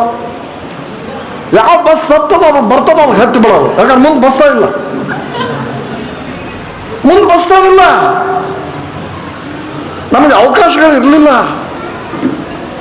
ಫಾರಮ್ನಾಗೆಲ್ಲ ಅವಕಾಶಗಳದಾವ, ಅವ್ರು ಚೂಸ್ ಮಾಡ್ತಾರ. ಇನ್ನೂ 2 ವರ್ಷ ಕುಂದಿರ್ತಾರ. ತಾವು ಯಾವ ಡಿಗ್ರಿ ಓದ್ಬೇಕು ಅಂತ ಓದ್ತಾರ. ದುಡ್ಡದ, ಅವಕಾಶ ಅದ, ಬುದ್ಧಿ ಅದ, ತಿಳಿಯದ. ನಮಗೆ ಯಾವುದೂ ಇಲ್ಲ. ಯಾವುದೂ ಇರಲಾರ್ದ ಈ ನಮಗೆ ಬರ್ದಾರ ಅವರು ತತ್ವಪದಕಾರರು. ಅಂದ್ರೆ ಹೆಂಗಿರ್ಬೇಕು ಅವರು ಅಂತ ನನ್ನ ವಿಚಾರ. ಎಲ್ಲ ಇದ್ದು ಬರೆಯೋದು ಬೇರೆ ತಿಳಿತಲ್ಲ, ಎಲ್ಲ ಇದ್ದು ಬರೆಯೋದು ಬೇರೆ. ಯಾವುದಿಲ್ಲ ನಮಗೆ ಇಷ್ಟು ಎತ್ತರಕ್ಕೆ ಇರೋದು. ಈಗ ನೋಡ್ರಿ, ಚನ್ನಬಸವ ಶಿವಯೋಗಿಗಳು ಅವ್ರ ಬಗ್ಗೆ 100 ಜನ ಪದ ಕಟ್ಟಿ ಹಾಡ್ತಾರಂದ್ರ ಅವ್ರು ಹೆಂಗಿರ್ಬೇಕು? 100 ಜನ ಒಟ್ಟು. ನಾವು 500 ಜನ ತತ್ವಪದಕಾರ ಹೊರಗೆ ತಂದಿರಿ. ನಮ್ಮ ಹೈದರಾಬಾದ್ ಕರ್ನಾಟಕ ಬಿಟ್ಟು ನಾವು ಹೋಗಲ್ಲ. ಬೇರೆದವ್ರು ನಮ್ಮ ಜಿಲ್ಲಾ ಬಗ್ಗೆ ಮಾಡ್ರಿ, ನಮ್ಮ ಜಿಲ್ಲಾ ಬಗ್ಗೆ ಮಾಡ್ರಿ ಅಂದರು. ನಾವು ಹೇಳಿದ್ವಿ, ಇಲ್ಲಿವರೆಗೆ ನಿಮ್ಮ ಜಿಲ್ಲಾ ಮಾಡಿ ನಮ್ಮ ಜಿಲ್ಲಾ ಹಿಂದುಳಿದ್ರಿ, ನಮ್ಮ ಬಗ್ಗೆ ಯಾರು ಬರೆಯೋರಿಲ್ಲ, ಓದೋರಿಲ್ಲ. ನಾವು ಓದೀವಿ, ನಾವು ಬರಿಬೇಕು. ಕೊಪ್ಪಳ ಜಿಲ್ಲಾ ತತ್ವಪದಕಾರರು ನಮ್ಮ ಪ್ರಸಾರಾಂಗ ಪ್ರಿಂಟ್ ಮಾಡ್ತು, ಗುಲ್ಬರ್ಗ ಎಷ್ಟಿದು. ಯಾದಗಿರಿ ಜಿಲ್ಲಾ ತತ್ವಪದಕಾರರು ಕನ್ನಡ ಸಾಹಿತ್ಯ ಪರಿಷತ್ ಪ್ರಿಂಟ್ ಮಾಡ್ತು, ಯಾದಗಿರಿ ಜಿಲ್ಲಾ. ರಾಯಚೂರು ಜಿಲ್ಲಾ ತತ್ವಪದಕಾರರು ರಾಯಚೂರು ಪರಿಷತ್ ಪ್ರಿಂಟ್ ಮಾಡ್ತು. ಬೀದರ್ ಜಿಲ್ಲಾ ಬಂದ ಕೂಡನ ಗೌಸಿದ್ದಪ್ಪ ಏನಂದ, ಇಲ್ಲ ಅಪ್ಪವ್ರ ಹತ್ರನ ಮಾಡ್ಸೋಣ. ಯಾಕಂದ್ರೆ ಚನ್ನಬಸವ ಶಿವಯೋಗಿಗಳನ್ನು ಕುರಿತು 100 ಜನ ತತ್ವಪದಗಳನ್ನು ಹಾಡ್ಯಾರ. ಅಲ್ಲಿಂದ ಮಾಡಿಸಿದ್ರು ಸೂಕ್ತ. ನಮ್ಮ ಗುರು ಹೇಳಿದವ, ನಮ್ಮ ಗುರು ಹೇಳಿದ ಕೂಡ ಆಯ್ತು ನಡಿಯಪ್ಪ ಗುರುವೇ ಅಂದೆ.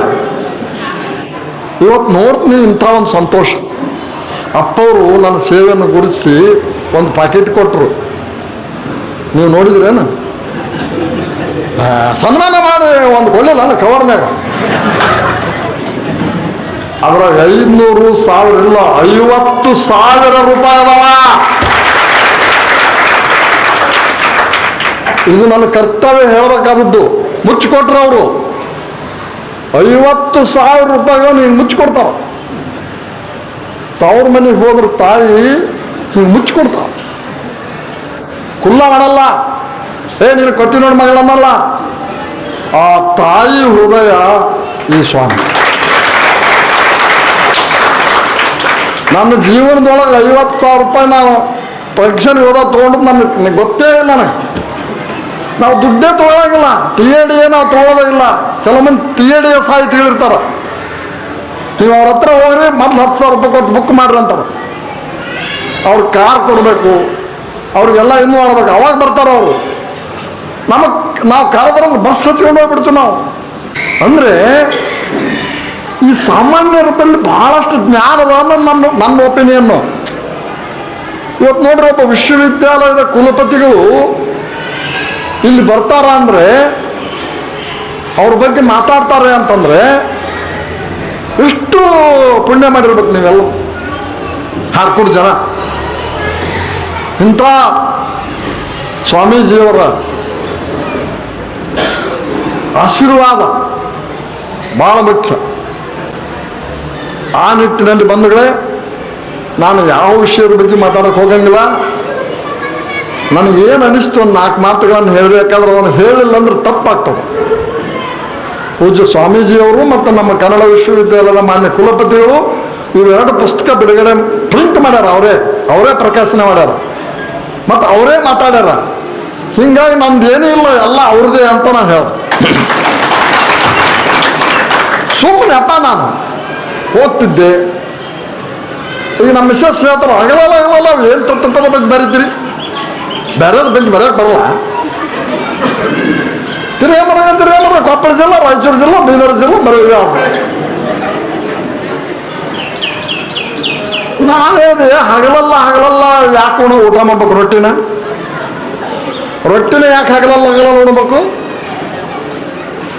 ಇದು ಹಗಲಲ್ಲ, ತಾಸಿಗೆ ತಾಸು ಉಣ್ಬೇಕಿದ್ರು ಅಂಥ ಪ್ರಸಾದದ ಇದ್ರೊಳಗೆ.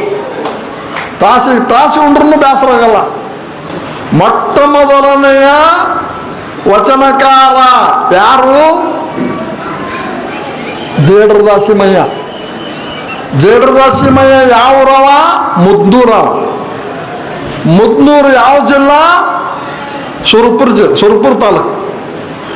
ಹೈದರಾಬಾದ್ ಕರ್ನಾಟಕ ಪ್ರದೇಶದ ಇಡೀ ವಚನಕಾರರಲ್ಲಿ ಆದ್ಯ ವಚನಕಾರ ಅಂದ್ರೆ ಜೇಡ್ರದಾಸಿಮಯ್ಯ. ಜೇಡ್ರದಾಸಿಮಯ್ಯ ಯಾರು? ನೇಕಾರ ಮನೆ ತಂದವ. ಆ ವಚನಗಳನ್ನೆಲ್ಲ ಕೂಡಿಸಿ ಸಂಗ್ರಹಿಸಿ ಪ್ರಿಂಟ್ ಮಾಡಿದವ ಯಾರು? ಮತ್ತೊಬ್ಬ ನೇಕಾರ. ಯಾರವರು? ಫಗು ಹಳಕಟ್ಟಿ ಒಬ್ಬ ನೇಕಾರ. ಆದ್ಯ ವಚನಕಾರ ದಾಸಿಮಯ್ಯ ಒಬ್ಬ ನೇಕಾರ. ಆಧುನಿಕ ಆದ್ಯ ವಚನಕಾರ ಯಾರು? ದೇವದುರ್ಗದ ಆದಿಯಾಮಾತ್ಯಪ್ಪ. ರಾಯಚೂರು ಜಿಲ್ಲೆ ಅತ್ಯಂತ ಹಿಂದುಳಿದ ದೇವದುರ್ಗ ತಾಲೂಕಿನ ಆದಿಯಾಮಾತ್ಯಪ್ಪ. ದೇವದುರ್ಗಾಧೀಶನ ವಚನಗಳು 1910 ಪ್ರಿಂಟ್ ಆಗ್ಯದದು. ಆತ ಯಾರು? ನೇಕಾರ. ಆದ್ಯ ವಚನಕಾರ ದಾಸಿಮಯ್ಯ ನೇಕಾರ. ಅವುಗಳನ್ನು ಸಂಗ್ರಹಿಸಿ ಮಾಡಿದವ ಹಳಕಟ್ಟಿ ನೇಕಾರ. ಆಧುನಿಕ ಆದ್ಯ ವಚನಕಾರ ದೇವದುರ್ಗಾಧೀಶ ನೇಕಾರ. ನೋಡ್ರಿ, ನೇಕಾರ ಸಮಾಜದವ್ರನ್ನ ನಾವು ಎಲ್ಲಿಟ್ಟಿವಿ? ಎಷ್ಟು ಕೊಡುಗೆ ಕೊಟ್ಟಾರ ಅವರು. ಇಲ್ಲಿ ಬೇರೆ ಸಮಾಜದವ್ರು ಬಂದು ಕೊಟ್ಟಾರ್ರಿ. ಬರೀ ಒಬ್ಬರ ಇಲ್ಲಿ 99 ಜಾತಿಗಳದಾವ ವೀರಶೈವ ಲಿಂಗಾಯತರಲ್ಲಿ. ಇಂಥ ವೈವಿಧ್ಯತೆ ಒಬ್ಬ ಸಾಮಾನ್ಯ ಮನುಷ್ಯ ಅನುಭವದ ಬಗ್ಗೆ ಮಾತಾಡ್ತಾರೆ ಅಂದ್ರೆ ಸಾಮಾನ್ಯ ಅಲ್ಲದು. ಹತ್ತಿಯ ಹೊಲದಾಗ ಎತ್ತು ಸತ್ತದ ತಂದು ನೋಡ್ರಿ, ಯರ್ಮಾರಪ್ಪ ಅಂತ ಅವ 2ನೇ ಕ್ಲಾಸ್ ಹೋದ, ಚಪ್ಪಲಿ ಹೊಲಿತಿದ್ದ ಸಾತ್ ಕಚೇರಿ ಎದುರುಗಡೆ. ಸಾತ್ ಕಚೇರಿ ಎಲ್ಲದು ಗೊತ್ತವ? ರಾಯಚೂರು ಜಿಲ್ಲೆ ಎದುರುಗಡೆ ಇರೋದು ಸಾತ್ ಕಚೇರಿ. ಆ ಸಾತ್ ಕಚೇರಿ ರಾಯಚೂರು ಜಿಲ್ಲಾ DC ಆಫೀಸಿನ ಎದುರುಗಡೆ ಚಪ್ಪಲಿ ಹೊಲಿತಿದ್ದೆ ಯರಮಾರಪ್ಪ ಅಂತ. ನನಗೆ ರಾಯಚೂರಿಗೆ ಟ್ರಾನ್ಸ್ಫರ್ ಆಯ್ತು. ನನಗೆ ಮುಂಜಾನೆಯಿಂದ ಸಾಯಂಕಾಲವರೆಗೆ ಬರೀ ಇದೆ. ಅವ್ರು ಕೂಡ ಅಡ್ಡಾಡೋದು, ತತ್ತುಪದ ಹುಡುಕೋದು, ಸಂಗ್ರಹ ಮಾಡೋದು. ಅವು ಬರ್ದ ನನಗೆ ಗೊತ್ತಾಯ್ತು. ಅವ್ನು ಗುಡಿಸಲಿಕ್ಕೆ ಹೋದೆ. ಬಡವರು ಹರಿಜನ ಸಮಾಜಕ್ಕೆ ಸರಿ. ಒಂದು ತತ್ವಪದ ನೋಡಿದೆ, ಹೇಳಿದೆ, ಬರ್ಕೊಂಡೆ. ಹತ್ತಿಯ ಹೊಲದಾಗ ಎತ್ತು ಸತ್ತದ ಒಂದು. ಸತ್ತ ಎತ್ತನ ತಂದು ಚರ್ಮವ ಹದ ಮಾಡಿ ನೋಡ್ರಿ ಹೆಂಗೆ ಬರಿತಾನ. ಬೇರೆ ಯಾವುದೋ ಇಟ್ಕೊಂಡು ಬರೆಯಲ್ಲವ. ತಂದೇನು ಉದ್ಯೋಗ ಅದ, ತಂದೇನು ವೃತ್ತಿ ಅದ, ಆ ವೃತ್ತಿನ ಪ್ರತಿಮೆ ಮಾಡ್ತಾನ. ಇವು ನಮ್ಮ ವಿದ್ವಾಂಸರು ಈ ಪ್ರತಿಮೆ ಕೊಟ್ಟರೆ ಒಂದು ಉದ್ದಿಮೆ ಮಾಡ್ತಾವ. ವೃತ್ತಿನ ಪ್ರತಿಮೆ ಮಾಡ್ತಾನ. ಪ್ರತಿಮೆಯನ್ನು ಹೆಂಗೆ ರೂಪಿಸ್ತಾನ? ಒಬ್ಬ ಯರಮಾರಪ್ಪ ಚಪ್ಪಲಿ ಹೊಲಿಯವ. ಅಷ್ಟೊಂದು ಅನುಭವದ ಎತ್ತರಕ್ಕೆ ಬೆಳಿತಾನೆ. ಇನ್ನೊಬ್ಬ ಎಲ್ಲರೂ ಧ್ಯಾನದಿಂದ ಶಿವ ಧ್ಯಾನವ ಮಾಡಿರಯ್ಯ ಅಂತ ಭಾಳ ಮಂದಿ ಹೇಳ್ತಾರೆ. ಹೌದಾ? ಈಗ ಭಜನೆ ಮಾಡಿದ್ರಲ್ಲ, ಧ್ಯಾನದಿಂದ ಶಿವ ಧ್ಯಾನವ ಮಾಡಣ್ಣ. ಅಣ್ಣ ನೀನು ಧ್ಯಾನದಿಂದ ಶಿವ ಧ್ಯಾನವ ಮಾಡಣ್ಣ ಅಂತ ಹಾಡ್ತಾರ. ಇನ್ನೊಬ್ಬ ಅರವಲಿ ಬಿಸಿಲಿ ಅಂತ. ಅರವಲಿ ಅಂದ್ರೆ ಗುರು. ಮುಸ್ಲಿಮ್ರೊಳಗೆ ಅರವಲಿ ಗುರು ಅಂತಾರೆ. ಉಸ್ತಾದ್ ಅಂತಾರೆ. ಉಸ್ತಾದ್ ಗುರು ಅಂತ. ಬಿಸಿಲಿ ಅವನ ಹೆಸರು ಬಿಸಿಲಿ. ಏನೂ ಓದಿಲ್ಲ. ಅವ ಬರೀತಾನೆ, ಧ್ಯಾನದಿಂದ ಶಿವ ಧ್ಯಾನವ ಮಾಡಿರಣ್ಣ ಅನ್ನೋದು ಒಂದು ಮಾತಪ್ಪ. ನೀನು ನಿಜವಾಗಿಯೂ ಜ್ಞಾನದಿಂದ ಶಿವ ಧ್ಯಾನವ ಮಾಡಣ್ಣ. ಸಾರ ಬಿಸಿಲಿ ಎಲ್ಲಿ ವೀರಶೈವ, ಎಲ್ಲಿ ಲಿಂಗಾಯತ, ಎಲ್ಲಿ ಸಾವ, ಎಲ್ಲಿ ಅನುಭವ, ಎಲ್ಲಿ ಅಧ್ಯಾತ್ಮ. ಆ ಹಾಡು ಕೇಳಿ ನಾನು ಹುಚ್ಚಿಡ್ದು ಬಿಡ್ತೀರಿ. ಒಬ್ಬ ಇನ್ನೊಬ್ಬ ಹನುಮಂತಪ್ಪ ಅಂತ ಮುಂಚೆನೆ ಬಂದ್ಬಿಡ್ತಿದ್ದವ, ಬರೇ ಮೇಲೆ ಇರ್ತಿದ್ದವ, ಬಂದು ಕಟ ಬಾಗಿಲ ಬಿಡ್ತಿದ್ದ. ನಮ್ಮ ಮಿಸಸ್ ಅವರು ಏನು ಕಲೆ ಬಿದ್ದಿರಿ, ಹೋಗಿ ಅವ್ರು ಏನು ತಪ್ಪದ ಅಂತ ಬೆನ್ನು ಹತ್ತಿರಿ ಅವಕ್ಕ ಅಂತ ಬೈತಿದ್ಲು. ಅವ ಕರ್ಕೊಂಡು ಹೋಗ್ತಿದ್ದ, ಸಂಧಿ ಮನೆ ಕರ್ಕೊಂಡು ಹೋಗ್ತಿದ್ದ. ಸಂಧಿ ಕುಡಿದ ಮೇಲೆ ಅವ ಹಾಡೋದು ಬೈಲಾಗತ್ತಿರಿ. ಅಂತಂತ ಕೊಡು, ಪ್ರೊಫೆಸರ್ ಇದ್ರಿ ನೀವು, ಯೂನಿವರ್ಸಿಟಿ ಪ್ರೊಫೆಸರ್ ಇದ್ರಿ, ಹೋಗ್ತಾರನ್ರಿ ಅವ್ರು ಕೂಡ. ಅವ ಯಾವ ಹನುಮಂತಪ್ಪ ಅವ ಅಂದ, ನೀ ಸಂಧಿ ಕುಡಿಲಿಲ್ಲ ಅಂದ್ರೆ ನಾ ಹಾಡಲ್ಲ ಅಂತವ. ನನ್ನ ಸಮಾನ ಯಾರು ಬರ್ತಾರ ಅವ್ರಿಗೆ ಹೇಳ್ತೀನಿ ನನ್ನ ವಿದ್ಯೆ ಅಂದವ. ಏನು ಹಾಡ್ತಾನೆ, ಬರೀ ಮೈರಿ. ಒಬ್ಬ ದಲಿತರು ಹನುಮಂತಪ್ಪ, ಇವತ್ತು ನೆನೆಸ್ ನಾವು ಸತ್ತೋಗಿರ್ಬೇಕು, ನಂಗೆ ಗೊತ್ತಿಲ್ಲ. ಎಲ್ಲೆಲ್ಲಿ ನನಗೆ ವರ್ಗ ಮಾಡಿದ್ರೆ ಅಲ್ಲೆಲ್ಲ ಇದೇ ಕೆಲಸ ಮಾಡಿ ನೋಡ್ರಿ ಅಲ್ಲಮ ಪ್ರಭು ಬಸವಣ್ಣನ ಬಗ್ಗೆ. ಸಿರಿಯಾಳ ಚೆಂಗಳಿಯರ ಹಾಗೆ ಶಿಶುವಧೆ ಮಾಡಿದವನಲ್ಲ. ನಮ್ಮ ಬಸವಣ್ಣ ಎಂಥವದನಪ್ಪ ಅಂತ ಕೇಳಿದ್ರ ಯಾರು ಹೇಳ್ತಾರ? ಅಲ್ಲಮ ಪ್ರಭು ಅನುಭವ ಮಂಟಪದ ಅಧ್ಯಕ್ಷ ಗುರು ಆತ ಹೇಳ್ತಾನ.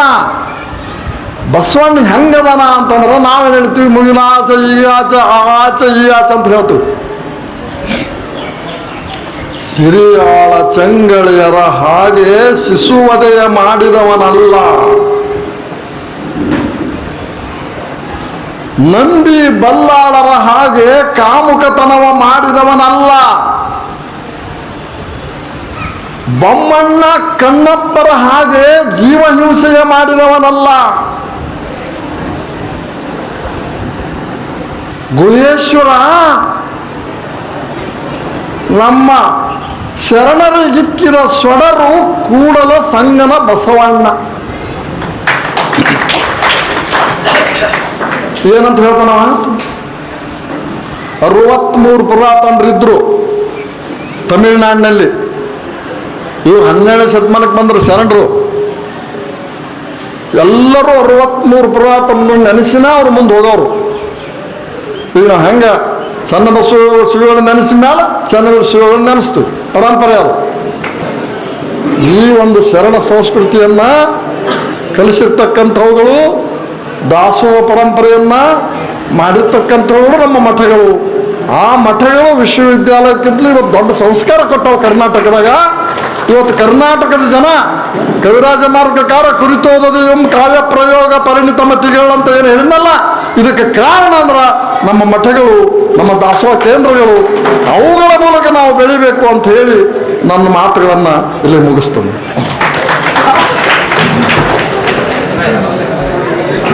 ಸಬರದ್ ಸರ್ ಅವರ ಮಾತುಗಳು ಕೇಳದೆ ಒಂದು ಸೊಗಸು. ಬಹಳ ದೊಡ್ಡ ವಿದ್ವಾಂಸರಾದ ಸಹಿತ ಜಾನಪದ ಶೈಲಿಯಲ್ಲಿ ನಮ್ಮೆಲ್ಲರಿಗೆ ಹೃದಯಕ್ಕೆ ಮುಟ್ಟುವ ರೀತಿಯಲ್ಲಿ ಮಾತುಗಳು ಹೇಳ್ತಾರೆ.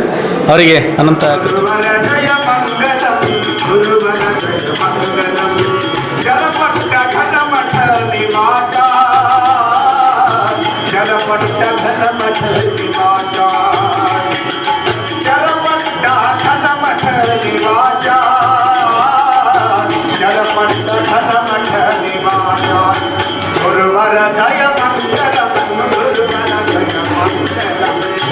ಇಲ್ಲಿಯವರೆಗೆ ಕಾರ್ಯಕ್ರಮವನ್ನು ಅತ್ಯಂತ ಯಶಸ್ವಿಯಾಗಿ ನಿರ್ವಹಿಸಿರುವ ಶ್ರೀ ಬಸವರಾಜ ಐನೊಳ್ಳಿ ಅವರಿಗೆ ಪೂಜ್ಯ ಶ್ರೀಗಳಿಂದ ಸನ್ಮಾನ.